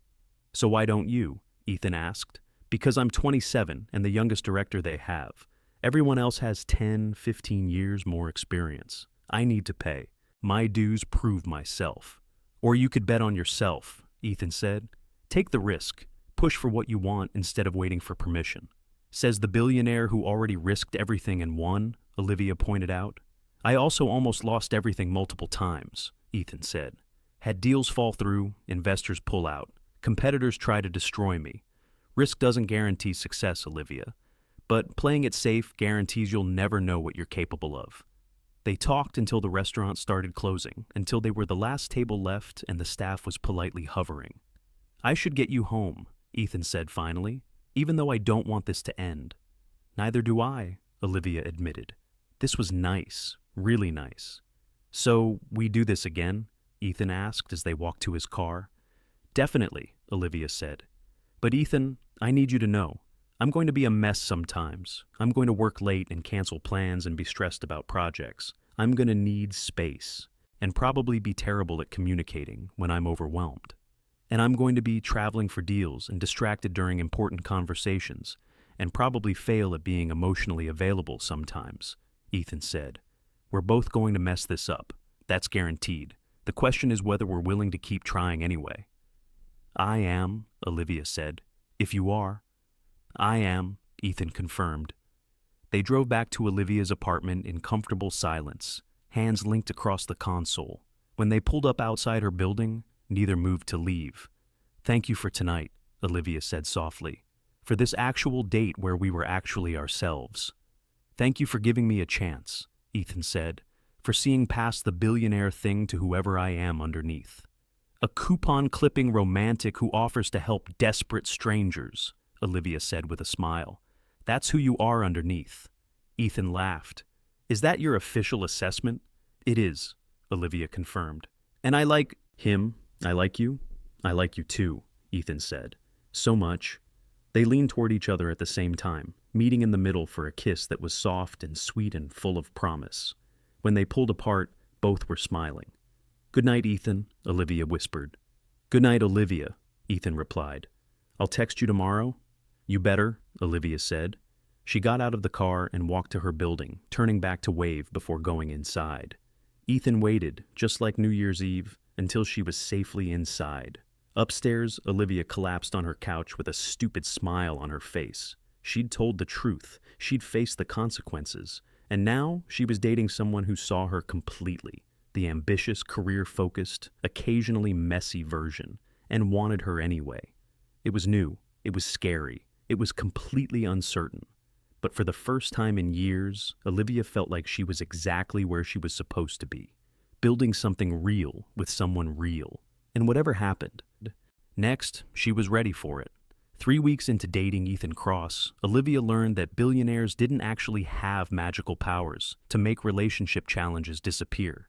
It started out well. They managed to see each other 4 times in the first 2 weeks. Dinner dates, a weekend brunch, one memorable evening when Ethan showed up at Olivia's apartment at 9 p.m. with takeout because she'd texted that she was working late and hadn't eaten. You didn't have to do this, Olivia had said, but she'd been absurdly touched by the gesture. I wanted to, Ethan had replied simply. Besides, you need to eat something other than coffee and stress. They'd sat on her couch eating Thai food and talking about their days, and it had felt easy and comfortable in a way that made Olivia think maybe they could actually make this work. But then reality set in. Ethan had back-to-back meetings that ran until 11 p.m. 3 nights in a row. Olivia had a major campaign launch that required 18-hour days for a week straight. They texted when they could, but full conversations became difficult. Planned dates got rescheduled, then rescheduled again. I'm sorry became the most common phrase in their text exchanges. Sorry, meeting ran late. Rain check on dinner. Sorry, client emergency. Can we push our weekend plans? Sorry, flying to San Francisco for a deal. Back Thursday maybe? Sorry, pitch got moved up. Working all weekend. It was everything Ethan's ex-fiancée had complained about. Everything Olivia's college boyfriend had said made her incapable of a relationship. And Olivia hated that they might have been right. The crisis came on a Wednesday in late January. Olivia had been working on the biggest pitch of her career, a luxury automotive client worth millions to her firm. If she landed it, she'd be in serious consideration for creative director. If she lost it, she'd be just another ambitious junior executive who couldn't close. She'd spent 6 weeks preparing. Research, mock-ups, strategy documents. She'd barely slept, had lived on coffee and adrenaline, and had canceled 3 dates with Ethan in the process. I'm sorry, she'd texted him the night before. Tomorrow is the pitch. Can we celebrate after? If it goes well? Of course. You're going to be amazing. I believe in you. That text had carried her through the final preparation. Someone believed in her. Someone was in her corner. The pitch was at 2 p.m. Olivia arrived at the conference room at 1:45, perfectly prepared, perfectly dressed, perfectly ready. Except when she opened her laptop to set up the presentation, the file was corrupted. 6 weeks of work, gone. Olivia felt the blood drain from her face. She had backups, of course she had backups, but they were on her office computer. She was in a conference room downtown at the client's offices with 15 minutes until the most important pitch of her career and no presentation. Problem? Her boss, Richard, asked, noticing her frozen expression. The file, it's corrupted. I have backups, but they're at the office. Richard's face went white. How long to get them? 30 minutes if traffic's good, maybe 45. We can't ask them to wait that long, Richard said. We'll look incompetent. I can present without slides, Olivia said desperately. I know the pitch by heart. Against 3 other agencies who will have full presentations? Olivia, we can't. Give me 10 minutes, Olivia interrupted. Please, let me try to fix this. She practically ran out of the conference room, pulled out her phone with shaking hands, and did the one thing she'd promised herself she wouldn't do. She called Ethan for help. He answered on the second ring. Olivia, I thought you were in your pitch. Was, the file corrupted. Her voice was shaking. Ethan, I need help. Is there any way to recover a corrupted PowerPoint file? Any software? Any tech solution? Anything? How corrupted? Ethan asked, his voice immediately, shifting to problem-solving mode. I can't open it at all. Says the file is damaged. Email it to me, right now, and tell me what kind of laptop you're using. Olivia sent the file, gave him the laptop specs, and waited in an agonizing silence while she heard typing on his end. Okay, Ethan said, after what felt like an eternity, but was probably 90 seconds. I'm running a recovery program. Olivia, where are you right now? Specifically, Chambers Street, the client's office building. I'm 12 minutes away. I'm coming to you. Ethan, you don't have to. I'm already in the car, Ethan said. I'm bringing my laptop with recovery software. If your file can be saved, we'll save it. If not, we rebuild what we can in the time we have. Olivia, breathe. We've got this. We, Ethan confirmed. I didn't just invest in tech companies without learning tech. I can help. Now, go back in there, apologize for the delay, and tell them you need 15 more minutes. Be confident. Act like this is a minor technical hiccup, not a disaster. Okay, Olivia said, forcing herself to take a breath. Okay. She went back into the conference room, where Richard was making apologetic small talk with the clients. A severe-looking woman in her 50s and two younger men who looked distinctly unimpressed. I'm so sorry, Olivia said, channeling every ounce of confidence she could muster. Technical issue with the file. I have someone retrieving the backup right now. It'll be 15 minutes. In the meantime, let me give you some context on our approach. And then, without slides or notes, operating purely on adrenaline and 6 weeks of preparation, Olivia started pitching. She talked about their research into the luxury automotive market, about the demographic shifts they'd identified, about the emotional journey of purchasing a high-end vehicle. She was in the middle of explaining their proposed campaign strategy when the conference room door opened. Ethan walked in, carrying his laptop, dressed in a full suit like he'd come from a meeting, looking every inch the CEO billionaire. Your backup, he said smoothly to Olivia, then nodded politely to the clients. Apologies for the interruption. Technical emergencies are never fun. He set up his laptop, connected it to the screen, and within 60 seconds, Olivia's presentation appeared in perfect, uncorrupted glory. You're all set, Ethan said quietly to Olivia. Then, with a professional smile to the clients, sorry again for the delay. I'll let you get back to it. He left as quickly as he'd arrived, and Olivia stood there for a moment, stunned, before Richard cleared his throat meaningfully. Ms. Monroe, the severe woman said. The presentation? Right, Olivia said, shaking herself back to focus. Yes. As I was saying, she delivered the rest of the pitch flawlessly. The slides worked perfectly. The clients asked engaged questions. By the end, Olivia could tell they were impressed. We'll be in touch by end of week, the woman said, which in client speak meant they were seriously considering it. Outside the conference room, Richard pulled Olivia aside. That was close, he said. Too close, but you recovered well. Who was that man with the laptop? A friend, Olivia said. Someone who knows tech and could help. A friend who shows up in 15 minutes with proprietary recovery software, Richard said skeptically. Olivia, that was Ethan Cross. I've seen him at industry events. What's going on? We're dating, Olivia admitted. I called him in a panic and he helped. That's it. Richard studied her face. He's a good person to have in your corner, but Olivia, be careful. Dating someone that high profile, that wealthy, it can complicate things. I know, Olivia said. But she didn't know. Not really. She didn't know how much it would complicate things until later that evening. Olivia texted Ethan as soon as she left the building. Thank you. You saved me. I owe you. Everything. You don't owe me anything. How did the rest go? Really well. They're making a decision by Friday. Ethan, seriously, thank you. I don't know what I would have done if you hadn't shown up. You would have figured it out. You always do. Dinner tonight? I want to hear everything. Yes, please. Your place or mine? Mine. I'll cook. You cook? I'm learning. It might be terrible, but I promise it'll be enthusiastic. Olivia smiled for the first time in hours. Can't wait. Ethan's penthouse was in a building so exclusive it had a doorman who knew her by name after 3 visits. The apartment itself was everything Olivia expected from a billionaire. Floor-to-ceiling windows with views of Central Park. Furniture that looked like it belonged in a museum. Art that was definitely original and probably worth more than her annual salary. But tonight, when Ethan opened the door, he was in jeans and a t-shirt, his hair slightly messed up, and there was flour on his cheek. "You have flour on. Your face," Olivia said, laughing. "I'm baking bread," Ethan said proudly. Well, attempting to bake bread, the jury's still out on whether it's edible. Inside, the kitchen was a disaster. Mixing bowls everywhere, ingredients scattered across the counter, something that might have been dough rising under a towel. "You did this for me?" Olivia asked, touched beyond measure. "I figured after the day you had, you deserved homemade food," Ethan said. "Even if it's amateur homemade food. Plus, I'm making your favorite, chicken parmesan. I looked up a recipe." Olivia felt her eyes sting with unexpected tears. "Ethan, you really didn't have to." "I wanted to," Ethan interrupted gently. "Olivia, you've been working yourself into the ground for this pitch. The least I can do is feed you something other than takeout."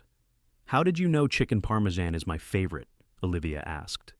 "You mentioned it once," Ethan said. "A few weeks ago, when we were talking about comfort food. You said your mom made it every time you had a bad day growing up." He'd remembered. This man who had $1 billion company to run had remembered a throwaway comment about her favorite comfort food. Olivia crossed the kitchen and kissed him. Ethan responded immediately, pulling her close, and for a moment, everything else fell away. The stress, the pitch, the complications. "Thank you," Olivia whispered against his lips. "For today, for tonight, for showing up when I needed you." "Always," Ethan said simply. "That's what partners do." Dinner was actually good. The chicken was slightly overdone, but the sentiment was perfect.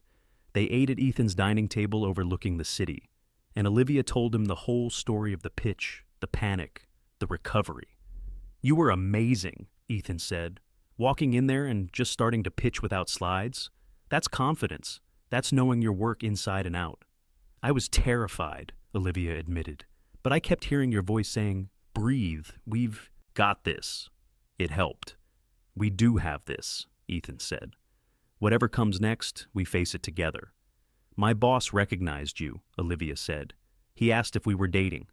"And you said?" "Yes. Was that okay? I know we haven't really talked about how public we want to be." "It's more than okay," Ethan said. "Olivia, I'm not hiding you. I'm proud to be with you. If people know, they know." "Even though it might complicate things," Olivia asked. "You're high profile. There might be photographers, gossip sites, people who want to know everything about your personal life." "Let them look," Ethan said firmly. "I don't care about that. I care about you." It was exactly what Olivia needed to hear. But later, lying in Ethan's bed after they had made love and he'd fallen asleep beside her, she stared at the ceiling and wondered if either of them really understood what they were signing up for. Dating a billionaire meant living in a world she didn't know how to navigate. It meant scrutiny and judgment, and people making assumptions. But it also meant someone who showed up in 15 minutes when she called in a panic. Someone who learned to cook her favorite meal. Someone who remembered the small things. Olivia looked at Ethan sleeping beside her, his face relaxed, younger looking, without the CEO mask, and made a decision. Whatever complications came with dating him, he was worth it. They were worth it. The complications arrived Friday morning in the form of a tabloid article. Olivia was at her desk when her phone started blowing up with texts from friends, acquaintances, even people she hadn't talked to in years. "OMG, is this you?" With a link to a gossip site. Olivia clicked the link with a sense of dread. The headline read, "Billionaire Ethan Cross dating marketing executive inside his new romance." Below it were photos. Photos of them leaving his building. Photos from New Year's Eve that Jessica had posted and someone had found. Photos from their dinner date where, apparently, a photographer had been watching. The article was surprisingly not terrible. It focused on Ethan's eligible bachelor status, mentioned Olivia's career at her firm, and speculated about how they'd met. But it felt invasive. These were private moments now being consumed by strangers. Her phone rang. "Ethan, have you seen the article?" he asked, his voice tight. "Just read it," Olivia said. "I'm sorry. I didn't think—" "This isn't your fault," Ethan interrupted. "I should have warned you this might happen. Olivia, are you okay?" "I don't know," Olivia admitted. "It's strange, seeing our relationship dissected by strangers. They're making assumptions about how we met, why we're together. There's a comment section and people are—" She stopped, not wanting to repeat some of the nastier comments suggesting she was a gold digger. Don't read the comments, Ethan said firmly. Never read the comments. Olivia, I'm going to call my PR team and have them kill this story. They can make it go away. Can they? Olivia asked. Or will that just make it bigger? Ethan was quiet. You're probably right. Trying to suppress it will just make people more interested. So what do? We ignore it, Ethan said. We live our lives and we don't give them anything else to write about. Olivia, I'm really sorry. I know this is invasive and uncomfortable, but I promise it'll die down. There'll be some other story next week. And if there isn't? Olivia asked. If every time we go out, someone's taking photos, if every aspect of our relationship becomes public property, then we'll deal with it together, Ethan said. But Olivia, if this is too much, if you want to step back, I'll understand. I won't like it, but I'll understand. Olivia thought about it. She could walk away now, protect her privacy, go back to being anonymous, or she could stay. Except that dating someone high profile came with scrutiny and trust that what they were building was worth it. I'm not walking away, Olivia said. But Ethan, we need to talk about boundaries, about what parts of our lives we keep private and what we're willing to share. Agreed, Ethan said. Tonight, we'll figure this out. Tonight, Olivia confirmed. She hung up and stared at her computer screen, where the article was still open. At the bottom was a photo of her and Ethan leaving his building, his arm around her shoulders, both of them smiling. They looked happy. They looked like a real couple. And despite the invasiveness, despite the comments and speculation, that part was true. That evening, Olivia and Ethan met at a quiet wine bar in the West Village, far from the trendy spots where photographers might lurk. I did some research today, Olivia said once they were settled in a corner booth, about what dating someone high profile means, about the scrutiny and the gossip and the constant attention. And, Ethan asked carefully, and it's a lot, Olivia admitted. But I also realized something. This is your reality. This is part of what dating you means. And I can either accept that and find ways to deal with it, or I can walk away. But I can't ask you to change who you are or hide your success just to make my life more comfortable. I would, though, Ethan said quietly. If it meant keeping you, I'd step back from the public eye. Do fewer conferences, fewer interviews, make myself less visible. Ethan? No, Olivia said firmly. That's not sustainable. You'd resent me eventually, and I'd feel guilty. That's not how relationships work. Then what do? Ethan asked. We set boundaries, Olivia said. We decide what's public and what's private. We don't post about each other constantly on social media. We keep our intimate moments actually intimate. We accept that sometimes there'll be photos or articles, but we don't feed the beast by giving them more content. I can do that, Ethan said. What else? You have to tell me when work is going to consume you, Olivia said. I get it. You're running a company. There will be times when you're unavailable, but I need warning, not sudden cancellations or days of silence. Communication, even when you're busy. That's fair, Ethan agreed. And you need to tell me when you're overwhelmed with work, when you need space.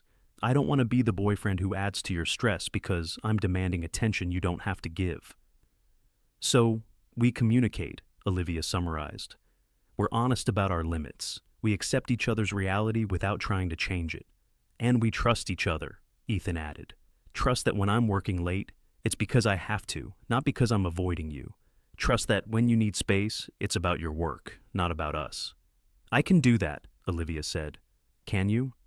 I'm going to try, Ethan said honestly.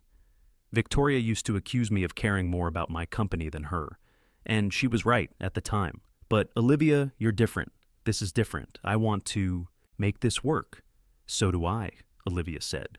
But we both have to actually put in the work, not just say we will, actually do it. They spent the next hour talking through logistics, how often they needed to see each other to feel connected, how they'd handle their demanding careers, what they needed from each other during stressful times. It wasn't romantic. It was practical and honest and maybe a little unromantic. But it was real, and real was what they needed. The following Wednesday, Olivia got the call. She'd landed the account. She was on the short list for creative director. She'd done it. The first person she called was Ethan. I got it, she said, her voice shaking with excitement. I got the account. Richard just told me. The client chose us. Olivia, that's incredible. Ethan's voice was warm with genuine pride. I knew you would. You're brilliant. I couldn't have done it without you, Olivia said. If you hadn't shown up with that laptop, you would have found another way, Ethan interrupted. That was all you, Olivia.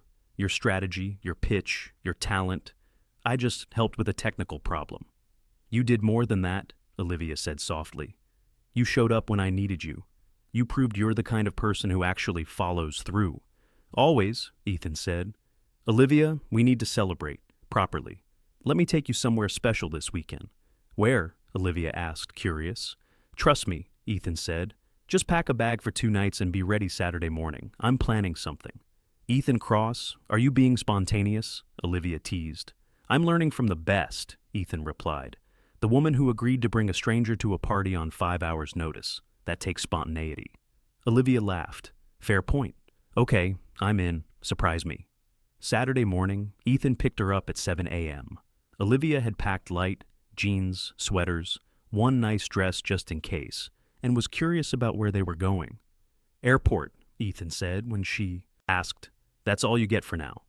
At the private terminal, because of course Ethan had access to private aviation, Olivia finally understood the scope of his world, the wealth she'd intellectually known about but hadn't fully processed. We're taking a private plane? She asked as they boarded. It's chartered, not mine, Ethan said, like that made it more reasonable. And before you protest, I do this for business all the time. Using it for personal travel isn't that different. Ethan, this is... Olivia struggled for words. This is a lot. It's efficient, Ethan corrected. We'd waste half the weekend in airports and security lines otherwise. This way, we have 2 full days wherever we're going. And where are we going? Olivia asked. Ethan smiled. You'll see. 2 hours later, they landed in Vermont.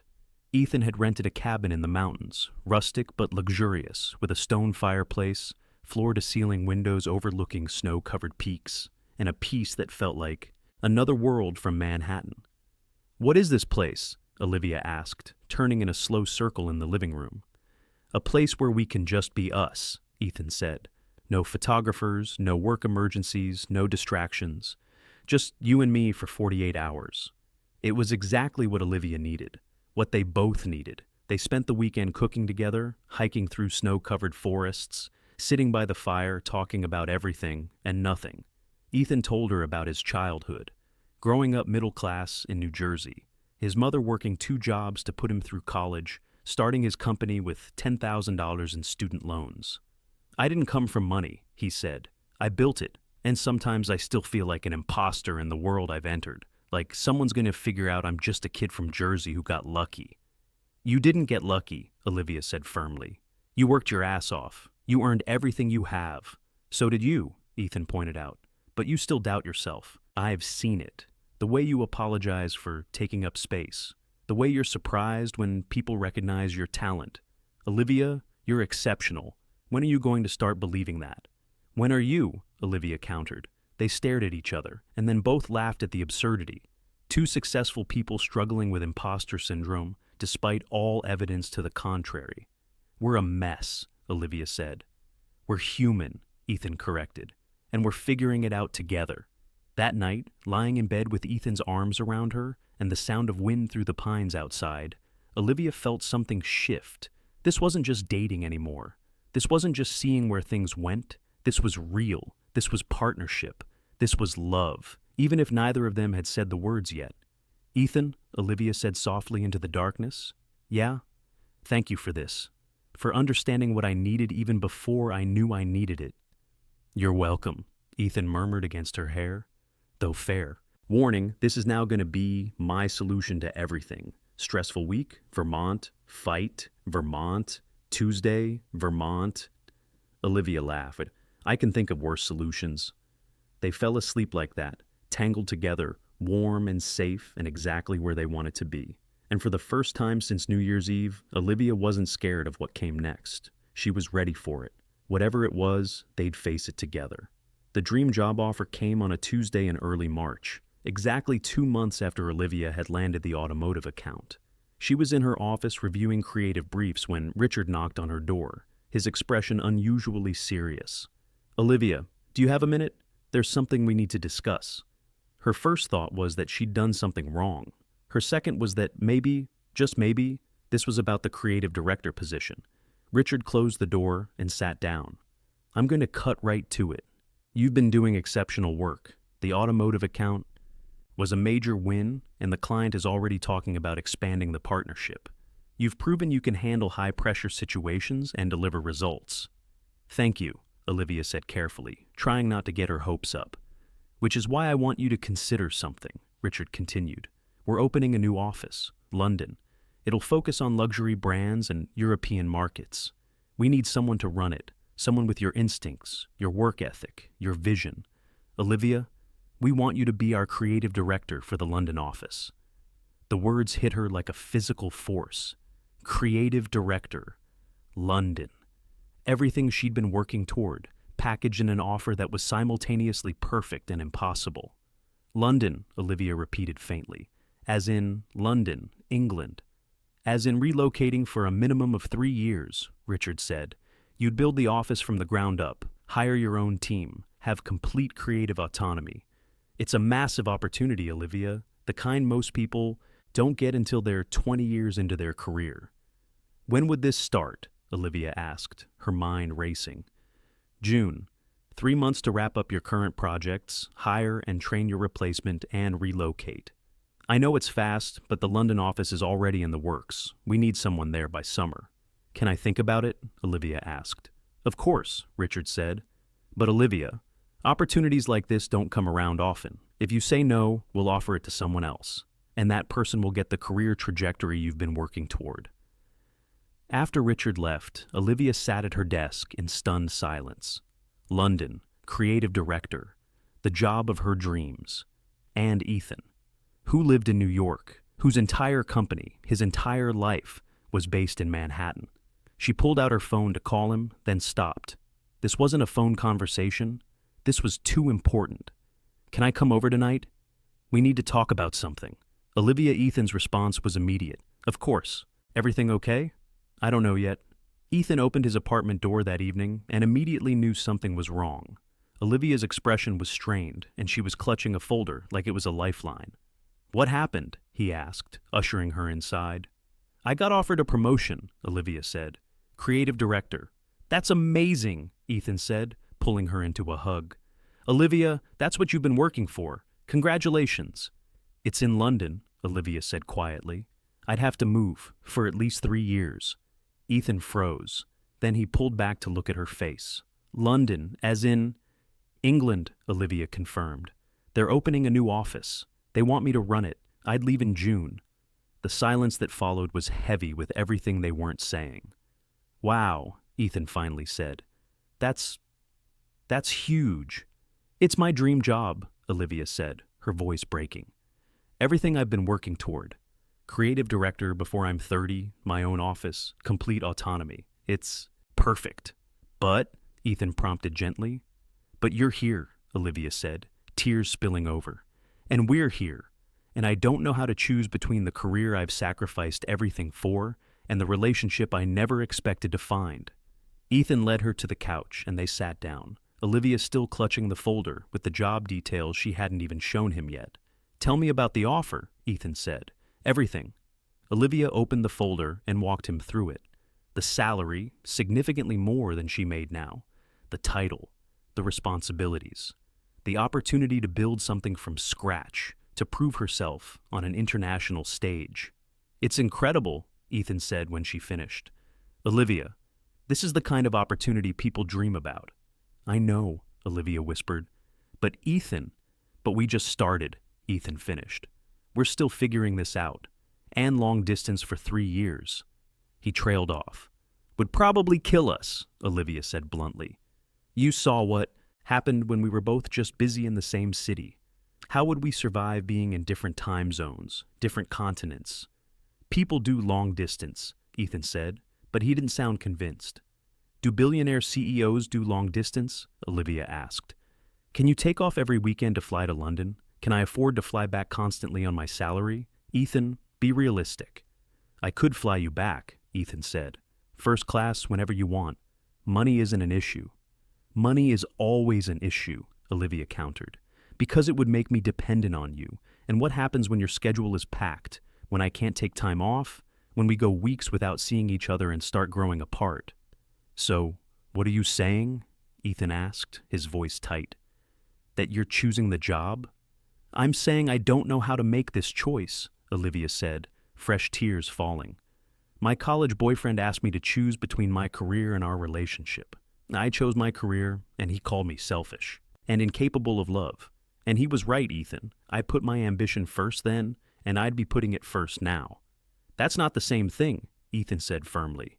Your ex wanted you to give up your dreams for him. This is different. This is you having to choose between two things that both matter to you. Is it? Olivia asked. Because from where I'm sitting, it feels exactly the same. I'm being asked to sacrifice something important, and I'm going to pick my career, again, because that's who I am.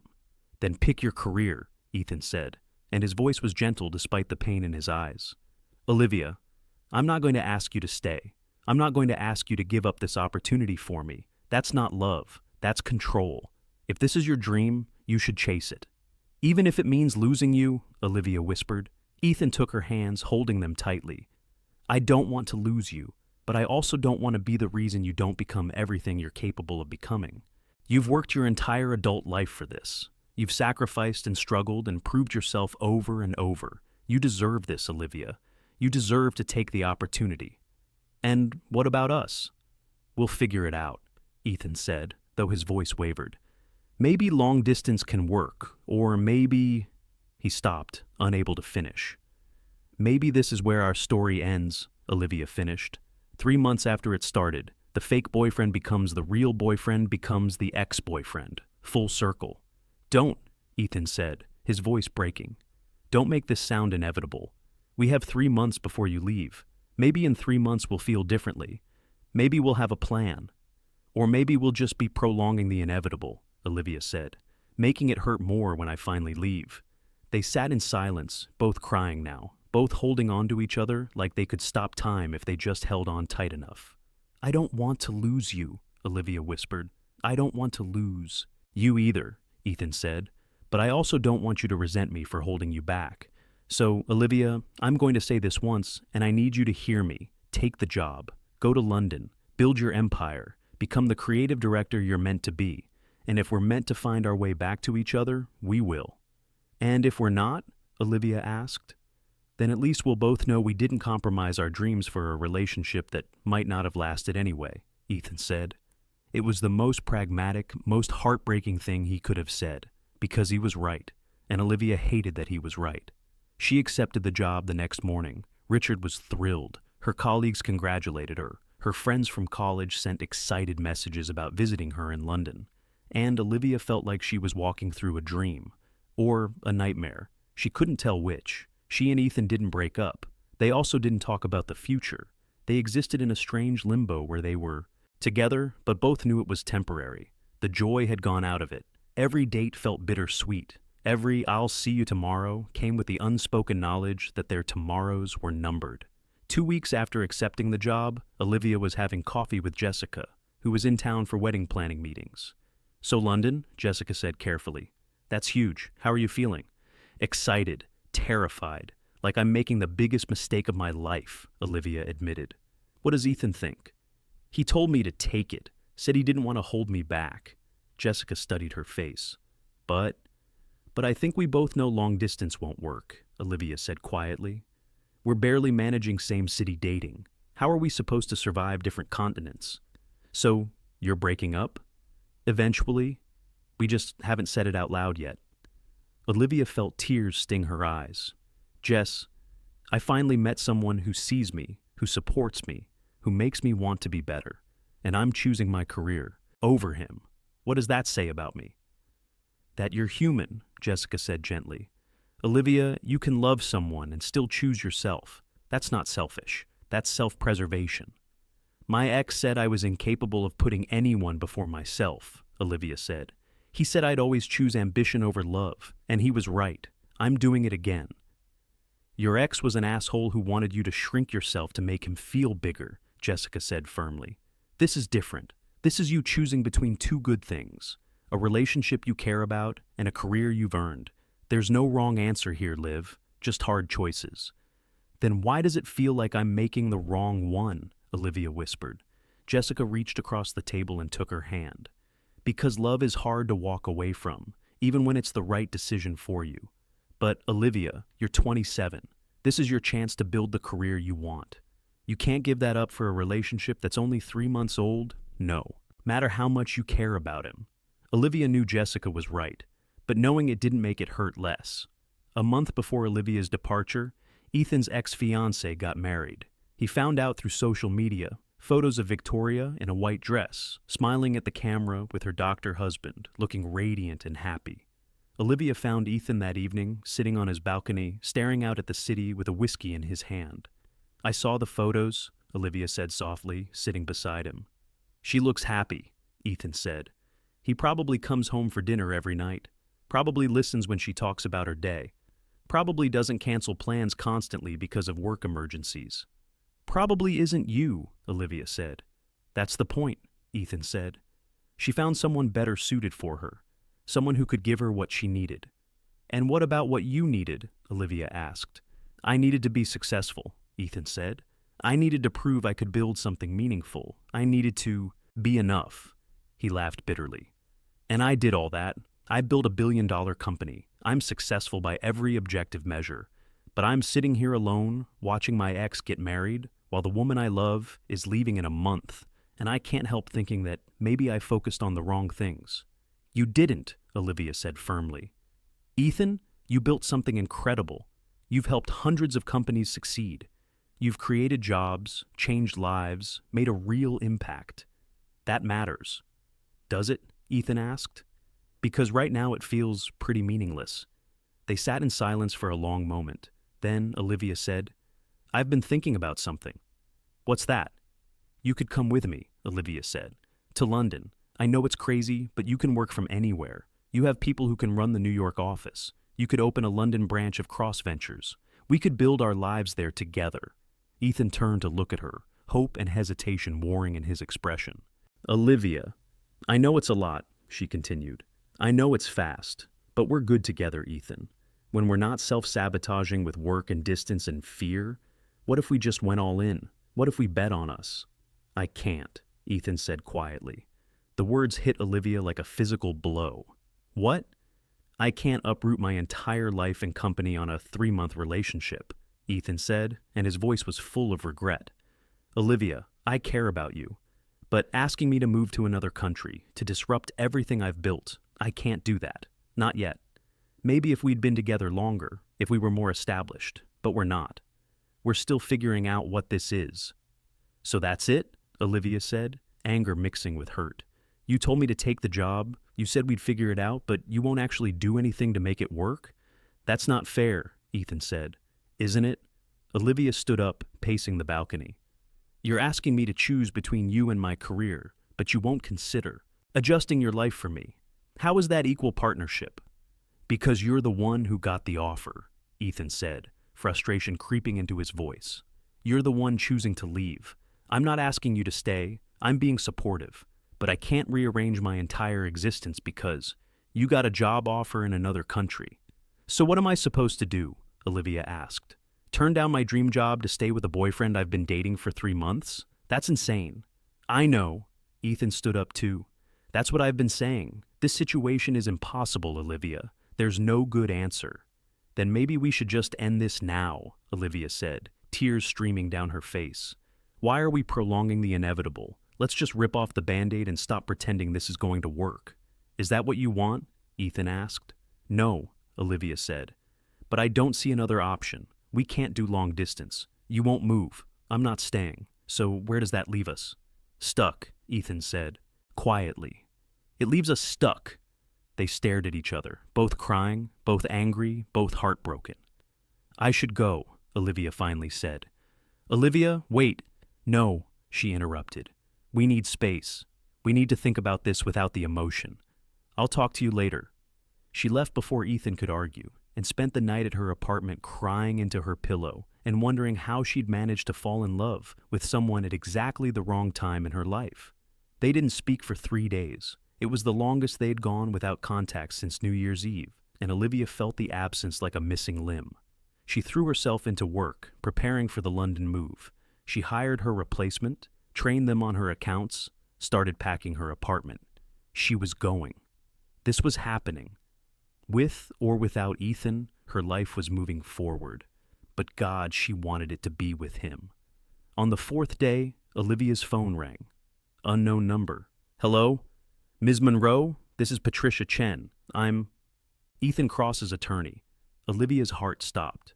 Is Ethan okay? He's fine, Patricia said, but I'm calling because he's asked me to handle something on his behalf. Ms. Monroe, could you come to my office this afternoon? There's a legal matter we need to discuss regarding your relationship with Mr. Cross. Legal matter regarding their relationship? Olivia's mind raced through terrible possibilities. Was he suing her for something? Had she signed something at some point? What is this about?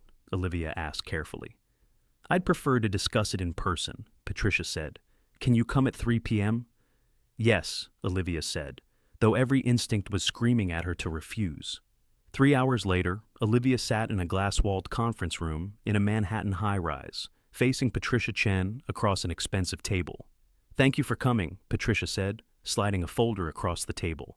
What I'm about to show you is confidential. Mr. Cross has asked me to present you with an option and to make clear that there are no strings attached and no expectations. Olivia opened the folder with shaking hands. Inside was a contract, and as she read, her eyes widened. It was an employment contract with Cross Ventures for a newly created position, Director of Marketing and Brand Strategy, London office. The salary was triple what her current firm was offering. The benefits were incredible. The position reported directly to Ethan, but had complete autonomy over European marketing strategy. And at the bottom was a personal note in Ethan's handwriting. Olivia, this isn't me asking you to give up your dream. This is me trying to make it possible for you to have everything. The career, the opportunity, and us. Cross Ventures is opening a London office whether you take this job or not. I've been planning it for months, but accelerated the timeline. I want you to run our marketing, but only if that's what you want. Not because you feel obligated, not because of us, because it's the right career move for you. If it's not, take the other job and I'll support you completely. But if you want this, it's yours. No strings, just possibility.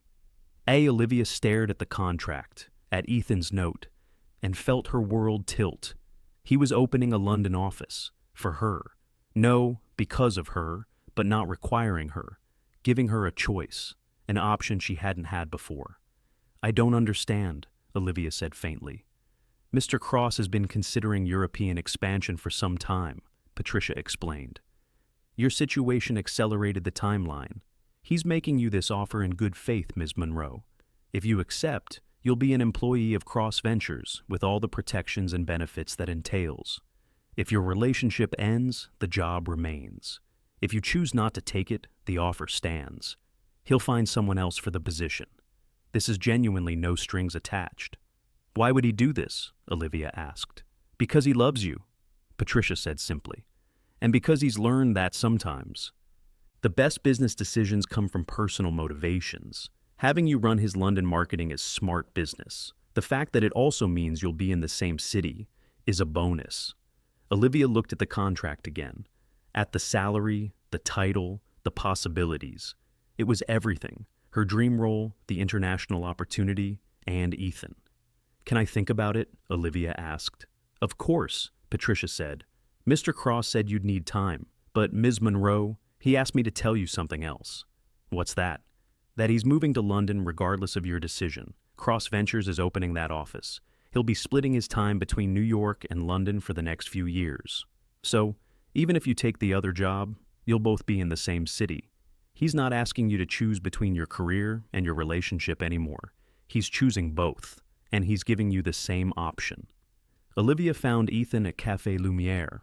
Of course he was there, the place where they'd met, where he'd offered to be her fake boyfriend, where their entire improbable story had started. He looked up when she walked in, hope and fear mingling in his expression. "Hi," Olivia said, sliding into the seat across from him. "Hi," Ethan replied. "Patricia called, said you came by." "You're opening a London office," Olivia said. "I am. And you're offering me a job." "I am." "Ethan, that's—" Olivia struggled for words.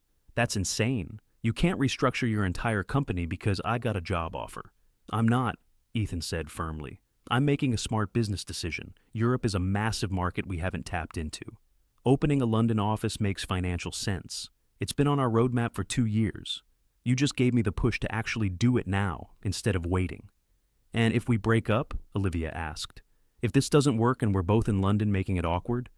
"Then we'll be adults about it," Ethan said. "London's a big city. We can handle it. But Olivia, I don't want to break up. I want to figure this out. And I realized I can't ask you to choose between your career and our relationship if I'm not willing to make the same sacrifices." "Moving your company to another country isn't a small sacrifice," Olivia pointed out. "Neither is the career you've built," Ethan countered. "You worked your ass off for this opportunity. You deserve to take it. I just want to make sure you're not losing me in the process. Because Olivia, I love you. I'm in love with you. And I know it's fast and we've only been together 3 months, but that doesn't make it less real. You're it for me." Olivia felt tears spill over. "You love me?" "I love you," Ethan confirmed. "I loved you at midnight on New Year's Eve when you kissed me like the world was ending. I loved you when you called me in a panic about your corrupted presentation. I loved you when you came clean to your friends about our fake relationship. I love how driven you are, how talented, how fierce. And I'm not letting you go without a fight." "This is crazy," Olivia whispered. "Maybe," Ethan agreed. "But so was agreeing to be your fake boyfriend. So was falling in love with you in 3 months. So is every good thing that's happened between us. Olivia, we started with a lie that became the truth. Maybe we can build something real from there." Olivia looked at this man who'd shown up in her life at exactly the right moment, who'd pretended to be her boyfriend and then became the real thing, who was now rearranging his life to give her everything she wanted. "I love you too," she said. "I've been so scared to say it because it felt like admitting I'd choose you over my career. But that's not what this is it? This is choosing both. This is believing I can have the career and the relationship without sacrificing either one." "Exactly," Ethan said, reaching across the table to take her hands. "So, what do you say? Want to move to London with your boyfriend? Build your dream career while we figure out this relationship thing?" "It's going to be hard," Olivia warned. "We're both workaholics. We're both driven. We're going to fight about priorities and time management and all the same things that broke your last relationship." "I know," Ethan said. "But this time, I'm going in with my eyes open. This time, I'm choosing to make you a priority. And if I slip up, when I slip up, I need you to call me on it. I need you to hold me accountable." "I can do that," Olivia said. "If you do the same for me, when I'm working too much, when I'm not being present, tell me." "Deal," Ethan said. "So is that a yes? You'll take the job?" Olivia thought about it. She'd be giving up the original offer, the one where she'd built something entirely her own. But she'd be gaining something bigger, the chance to build a life with someone who understood her ambition because he shared it. "Yes," she said finally, "I'll take the job. But Ethan, we do this as equals. I'm not your employee who you're dating.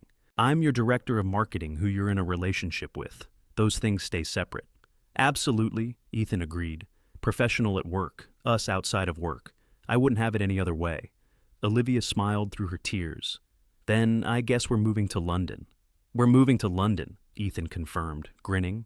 He came around the table and pulled her into his arms, kissing her in the middle of Café Lumière, while other patrons pretended not to watch.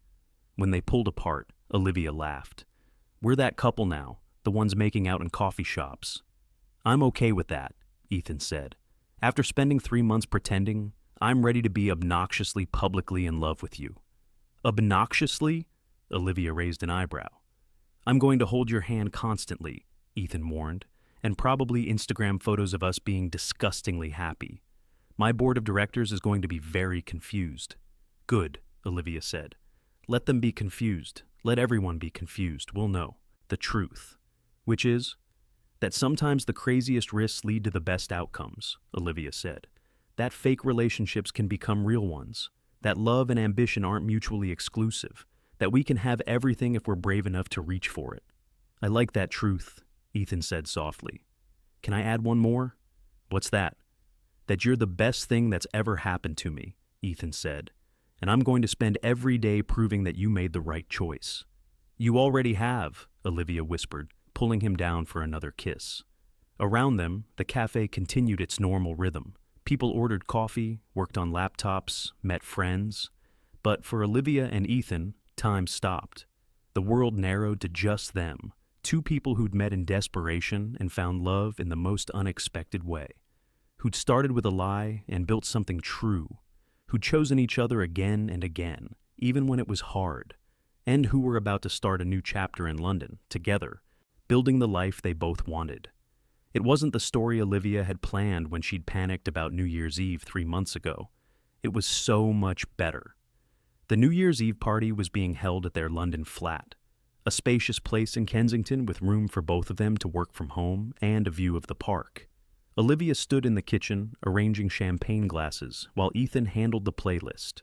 Their friends were arriving any minute. Jessica and her new husband, Sarah and Mark, Amanda and Chris, plus Marcus and several colleagues from Cross Ventures and Olivia's new team. "You're sure about this?" Ethan asked, coming up behind her and wrapping his arms around her waist. "Having everyone here, no pressure?" "No pressure," Olivia confirmed, leaning back against him. "Just friends celebrating how far we've all come." It had been a remarkable year. The London office of Cross Ventures was thriving. Olivia's marketing campaigns had attracted major clients and positioned them as a serious player in the European market. Her team respected her, her ideas were being implemented, and she'd proven she could build something meaningful while maintaining a relationship. And the relationship, that had been the biggest surprise. It hadn't been easy. They'd fought about work-life balance, about time management, about making each other a priority. But they'd also learned to communicate, to compromise, to show up for each other, even when it was inconvenient. Ethan had kept his promise. He'd made Olivia a priority without sacrificing his company. He'd learned to be present, to listen, to turn off his work brain when they were together. And Olivia had learned to accept help, to lean on someone, to believe that being loved didn't diminish her independence. They'd grown together, built something real from the fake foundation they'd started with. "I have something for you," Ethan said, pulling a small box from his pocket. Olivia turned to face him, her heart racing. "Ethan, it's not what you think," he said quickly, though he was smiling. "Open it." Inside the box was a key. "A key?" Olivia asked, confused. "To the cabin in Vermont," Ethan explained. "I bought it. Figured we could use a place to escape to when London gets overwhelming. Just us, no work, no distractions. What do you say?" Olivia felt tears prick her eyes. "You bought our cabin?" "I bought our cabin," Ethan confirmed, "because it's where I knew for sure I wanted to spend my life with you. Seemed worth memorializing." "You're ridiculous," Olivia said, laughing through tears. "And romantic, and perfect." "Not perfect," Ethan corrected, "but trying. For you. Always for you." The doorbell rang, announcing the arrival of their guests, and the evening blurred into celebration. Friends catching up, stories being shared, laughter filling the flat. At 11:58, everyone gathered with champagne glasses, ready to count down to midnight. "Feels familiar," Ethan murmured to Olivia as they stood together overlooking their friends. "Very," Olivia agreed. "Except this time, it's real." "It was always real," Ethan said. "From the moment you agreed to let a stranger be your fake boyfriend. That was real bravery, real trust. We just needed time to build on it." The countdown started. 10, 9, 8. "Any New Year's resolutions?" Olivia asked. "Just one," Ethan said. "Keep showing up for you, every day, no matter what." 7, 6, 5. "Mine too," Olivia whispered. "Keep building this life with you. Keep choosing both, the career and the love. Keep believing I can have everything." 4, 3, 2. "You can," Ethan said. "We can." 1. "Happy New Year!" Ethan kissed Olivia as fireworks exploded over London, as their friends cheered, as a new year began full of possibility. And Olivia thought about the desperate woman who'd stood in the rain a year ago, terrified of being alone, making up lies to avoid judgment. that woman had been brave enough to take a crazy risk with. A stranger, and that risk had led her here, to London, to a dream career, to love that was real and lasting and built on honesty instead of performance. "Happy New Year, Ethan," Olivia said when they finally pulled apart. "Happy New Year, Olivia," Ethan replied. "Here's to new beginnings." "Here's to choosing everything," Olivia added, "and having the courage to reach for it." They kissed again, and around them the party continued, but they were in their own world, two people who'd found each other at exactly the right time, even though it had felt like exactly the wrong time. Two people who'd learned that sometimes the best stories start with lies that become truth, that sometimes strangers become soulmates, that sometimes, against all odds, you really can have it all, if you're brave enough to fight for it.